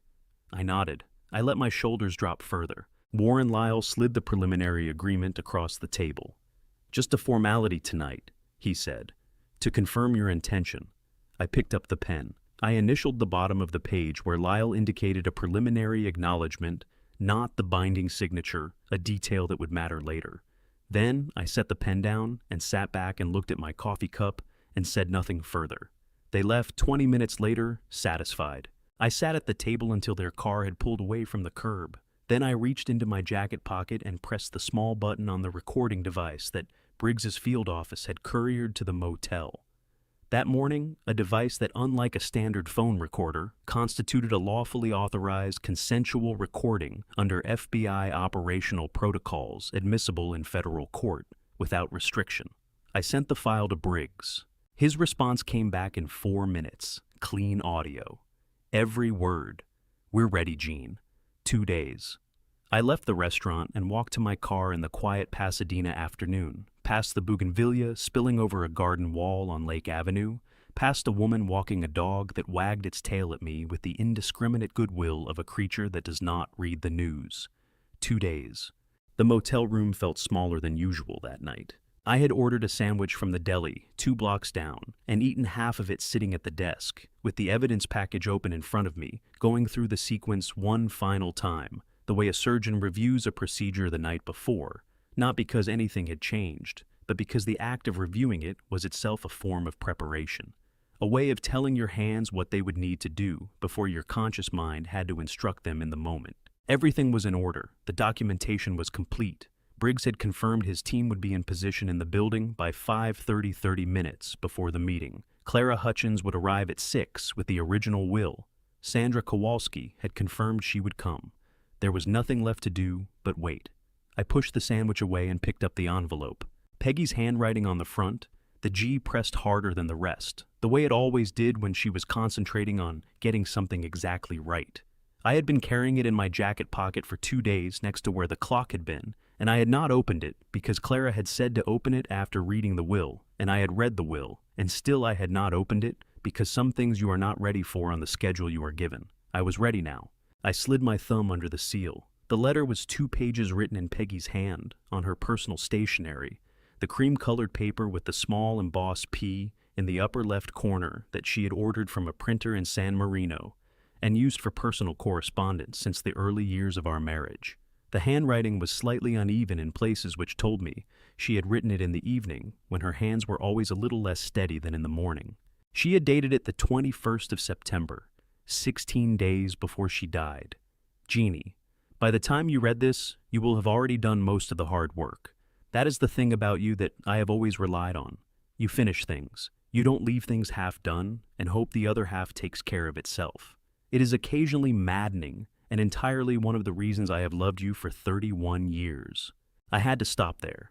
I set the letter down on the desk and pressed both hands flat against the surface and breathed with deliberate slowness until the tightness in my chest moved from unbearable to merely very painful. Then I picked it up again. I want to tell you something I should have said more often when I had the chance to say it out loud. You made me feel safe, not because you protected me from things I never needed that, and you always knew better than to try, but because you were there, consistently, reliably, without drama or condition. 31 years of someone simply being there is not a small thing, Gene. It is, in my experience, the largest thing there is. I am sorry about Douglas. I am sorry in ways I do not have adequate language for. He is still your son, whatever he has done, and I know that is a grief that lives in a different place than the grief you feel for me. Please don't let it consume the rest of your life. He made his choices. You made yours. That difference matters. The foundation I've left, notes in the files Clara has. Something to do with the money that isn't about the money. You'll know what I mean when you see it. Live well, Jeannie. Eat real meals. Call Frank when things are hard. Let people help you. I love you.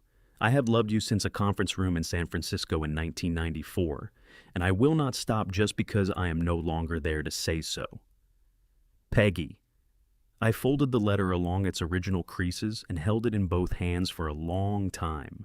Outside, Los Angeles moved through its late-night rhythms, a siren somewhere on the freeway, the compressed hiss of a bus, stopping and opening its doors, a freight train pulling out of Union Station with its long, low warning horn that I had come to think of over the past 2 weeks as the sound of time moving forward, whether you were ready or not. Frank called at 10:30, as he had called every night since this began. "How are you doing?" he said. "She wrote me a letter," I said. "I just read it." A pause. Then, "Good letter." "The best," I said. My voice was steady. I was proud of that. "Get some sleep, Jean. Tomorrow we finish it." "Tomorrow we finish it." I agreed. I set the phone down and looked at the evidence package on the desk. 7 folders of master index, 31 years of Peggy's careful intelligence distilled into a form that 12 federal jurors could follow and understand. Then I looked at the letter in my hands. Then I turned off the light. I lay down on the bed that smelled of someone else's life and closed my eyes, and I thought of Peggy at a conference table in San Francisco in 1994, looking up from a conference program with the expression of a woman who had already decided which panel was worth attending and was mildly surprised that anyone needed to be told. I fell asleep before I expected to.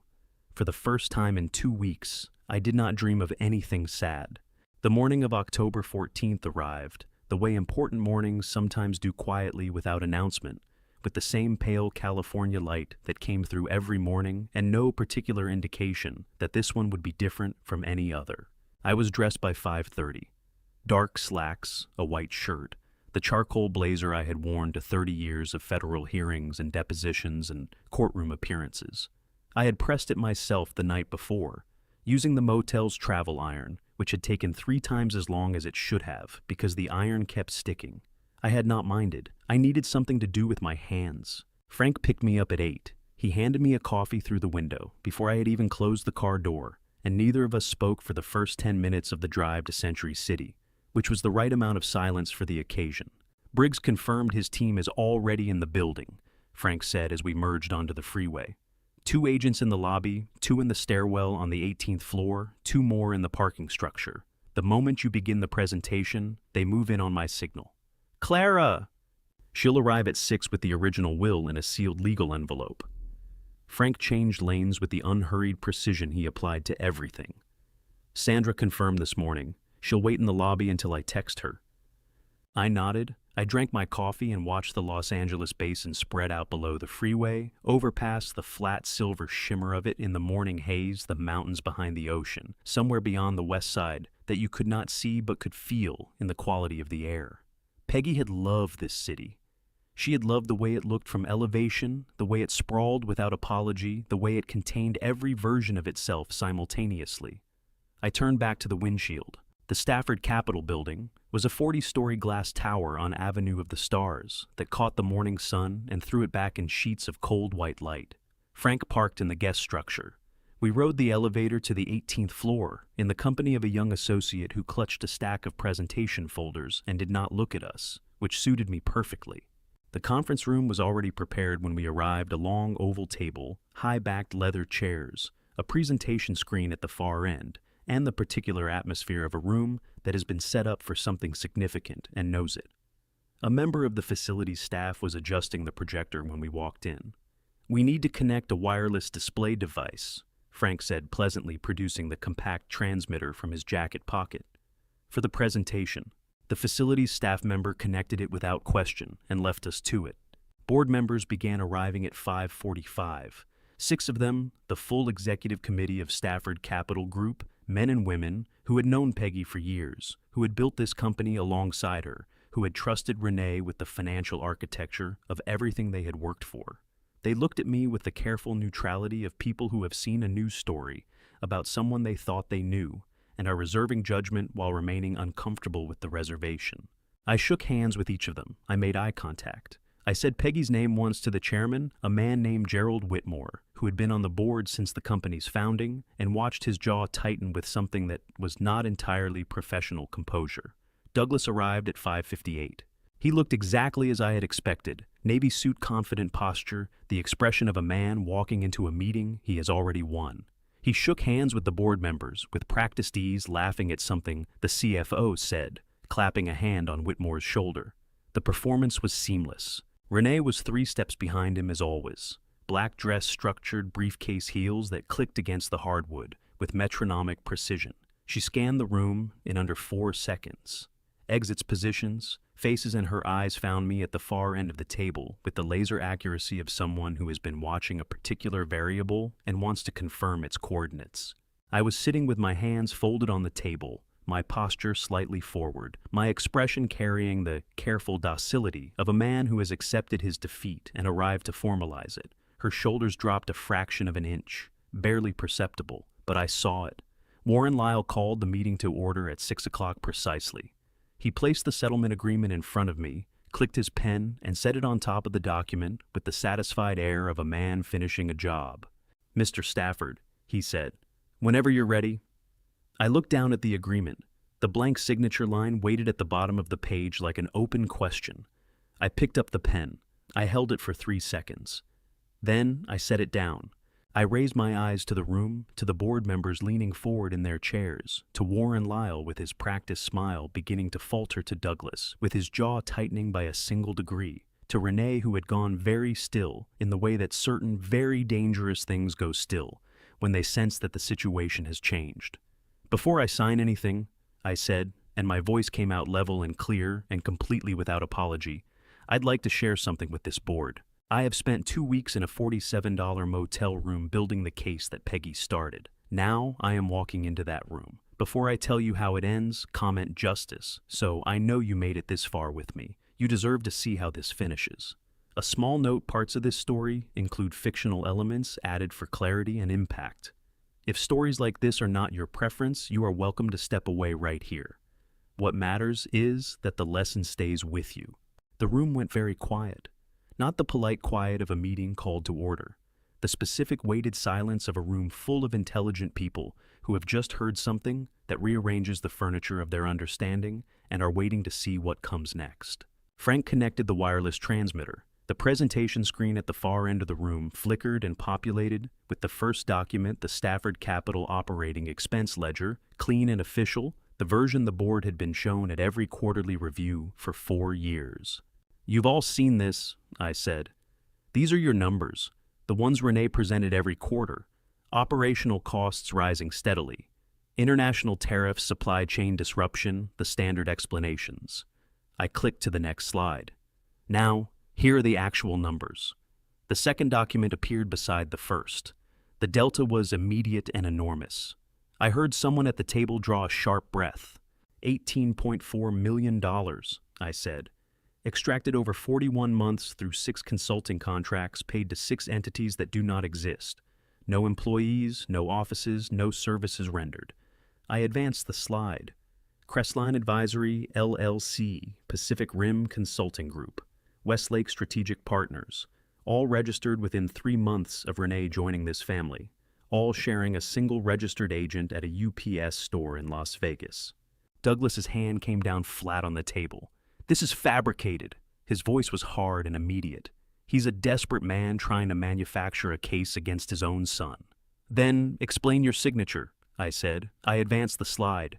Every disbursement authorization, 41 months of them, with Douglas's digital signature at the bottom of each one, time-stamped and unalterable. The board chairman, Gerald Whitmore, leaned forward. His face had gone the color of old concrete. Renee stood up. "Jean, I understand you're in pain." "Sit down, Renee." My voice came out with a quiet authority that stopped her mid-sentence. "I'm not finished." I played the audio. Peggy's voice filled the conference room, composed, precise, warm, in the specific way she had always been, warm in private, and the effect on the room was immediate and physical. 2 board members flinched. Whitmore pressed his hand flat against the table, as if steadying himself. Douglas went the color of chalk. 47 minutes of recording, compressed to the 6 most critical minutes, which Frank had edited with a federal prosecutor's eye for what a jury needed to hear. When it ended, the room was so silent I could hear the ventilation system in the ceiling. "Your chief financial officer paid a consulting fee of $1.5 million to a biomedical firm in Basel, Switzerland." I continued, my voice perfectly even. "The firm is owned by Dr. Gerald Finch, the same physician Renee introduced into my wife's care 3 weeks before she died, and who replaced her established medication with a compound carrying an FDA black box, warning for hemorrhagic stroke in patients with her exact medical history. Renee moved, fast pushing back her chair, stepping toward the door with the decisive motion of a woman who has calculated that the exit is still available and that available exits should be used immediately. The door opened before she reached it. Clara Hutchins stepped through first sealed legal envelope in hand. Behind her came Sandra Kowalski, her chin up and her hands steady in a way that told me she had been rehearsing this moment for 2 months. And behind Sandra came Agent Thomas Briggs, his badge held at chest height, with 4 federal agents fanning out behind him into the room. "Renee Stafford," Briggs said. His voice carried the particular flat authority of a man who has done this many times and feels nothing about it except the clean satisfaction of a job being completed correctly. "Douglas Stafford, you are under arrest for federal wire fraud, money laundering, and conspiracy." Douglas made a sound I had never heard from him before, a short, broken exhalation like a man who has been walking with confidence across ice and has just heard it crack beneath his feet. He gripped the edge of the table with both hands, his knuckles going white, his face collapsing inward on itself in a way that made him look, for just a moment, like the boy I had once known. Renee did not make a sound. She stood perfectly still as the handcuffs closed around her wrists, her chin level, her eyes moving to mine, with an expression so concentrated and so cold that it had no name I could assign to it. She held my gaze for exactly 3 seconds. Then she looked away, and I watched the composure she had maintained through every calculated move of the past year crack, not dramatically, not with tears, but in the particular way that certainty cracks when it meets something it had not accounted for, something it had looked at and decided was manageable. Warren Lyle pressed himself against the back wall and said nothing. His settlement agreement lay on the table, unsigned, the pen beside it where I had placed it. I looked at Gerald Whitmore. His eyes were wet. His jaw was working. "She built this company," he said. His voice was barely audible. "Margaret built all of this." "Yes," I said. "She did, and she protected it." I reached into my jacket pocket and produced the memory card, the one that had been inside the clock, the one that contained 312 documents and 47 minutes of audio and 40 seconds of video, and I placed it on the table in front of Briggs. "Everything you need," I said, "is on there." The handcuffs made a sound I will not forget. Not loud, not dramatic. Just a small mechanical click, the kind of sound a thing makes when it closes around something and locks. And in that sound was 31 years of Peggy building something from nothing, and 2 people deciding that what she had built was theirs to take. And every hour of the past 2 weeks in a $47 motel room, all of it compressed into one small, definitive sound. Douglas was crying by the time the agents walked him toward the door.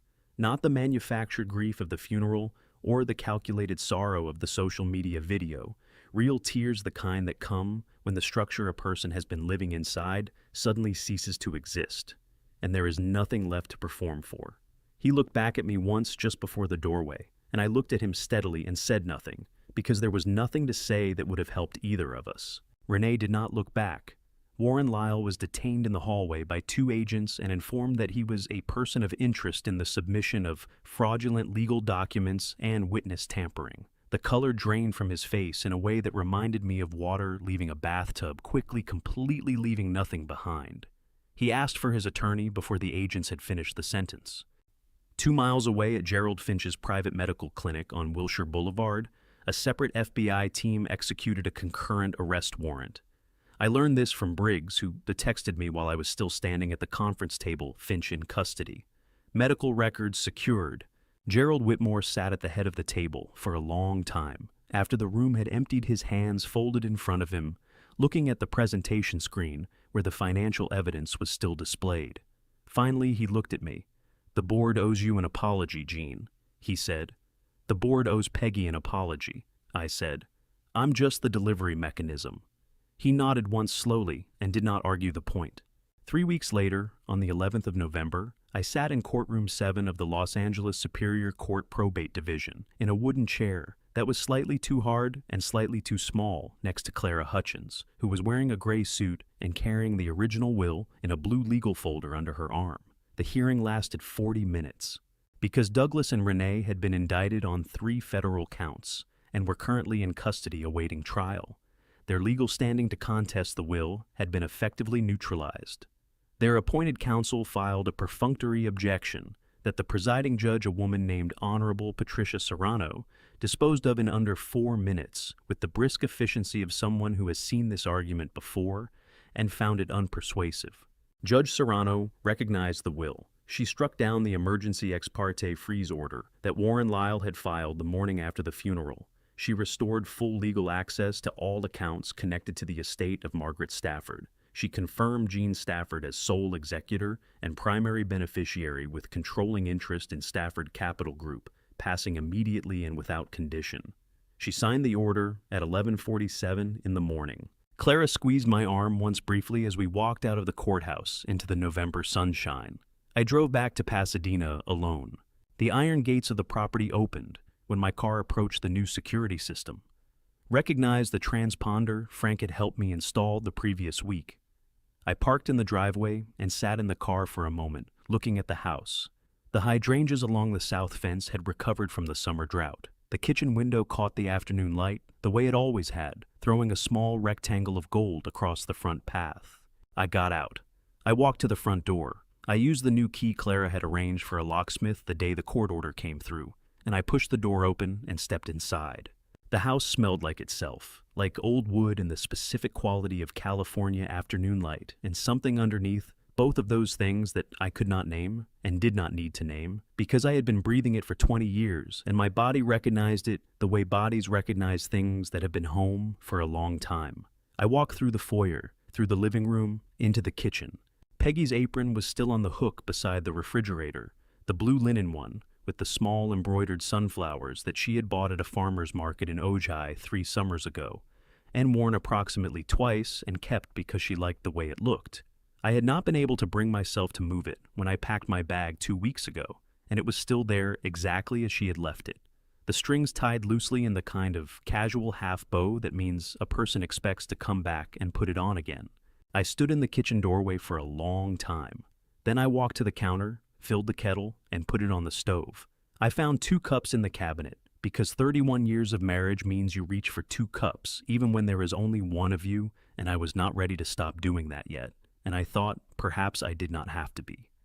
I sat down at the kitchen table while the kettle heated. Outside the window, a pair of mockingbirds were conducting an extremely spirited disagreement in the hydrangeas. "I'm home, Peggy," I said to the kitchen. The kettle began to whistle. The mockingbirds continued their argument. The afternoon light moved across the floor in the slow, reliable way that afternoon light moves when the world is continuing as it does regardless. It was enough. For now, it was enough. January in Pasadena arrives without announcement. No snow, no dramatic temperature drop, none of the seasonal punctuation that marks the turn of the year in other parts of the country. Just a slight change in the quality of the morning light, something cooler and cleaner in it. A clarity that the summer haze makes you forget is possible, and the roses along the south fence are beginning to show the first cautious evidence of new growth. I noticed them on a Tuesday morning in the second week of January, standing at the kitchen window with my coffee, and I thought that Peggy would have noticed them 3 days earlier and said something about it at breakfast, some small precise observation about the specific color of the new growth. And I would have nodded without really looking, and she would have known I wasn't really looking and said nothing about that either. Because 31 years of marriage includes a very detailed map of which battles are worth having. I missed her in the particular textured way that you miss someone, when the acute grief has settled into something more permanent, not the sharp emergency of the early weeks, but a steady incorporated ache, the kind that lives alongside everything else, and does not ask to be addressed, only acknowledged. I finished my coffee, I picked up my keys. Douglas had accepted a federal plea agreement in December, 22 years. No possibility of parole for the first 15 on combined counts of federal wire fraud, money laundering, and conspiracy in connection with the deliberate endangerment of Margaret Stafford's life.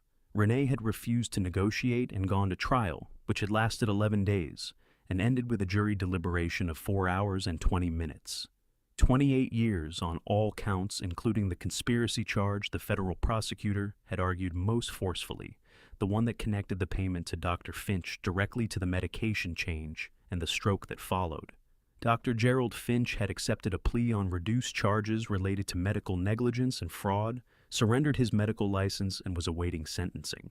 Warren Lyle had been permanently disbarred by the California State Bar and was facing his own federal conspiracy charges. I had not attended any of the proceedings. Briggs had kept me informed. That had been enough.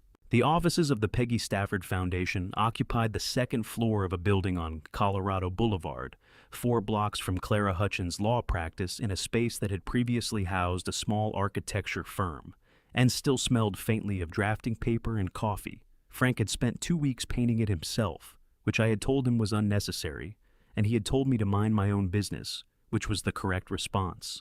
I parked and walked up the exterior staircase and pushed the door open. Frank was at his desk, which was covered in the organized chaos of a man 3 weeks into a new job who has not yet developed a filing system, but is thinking very seriously about it.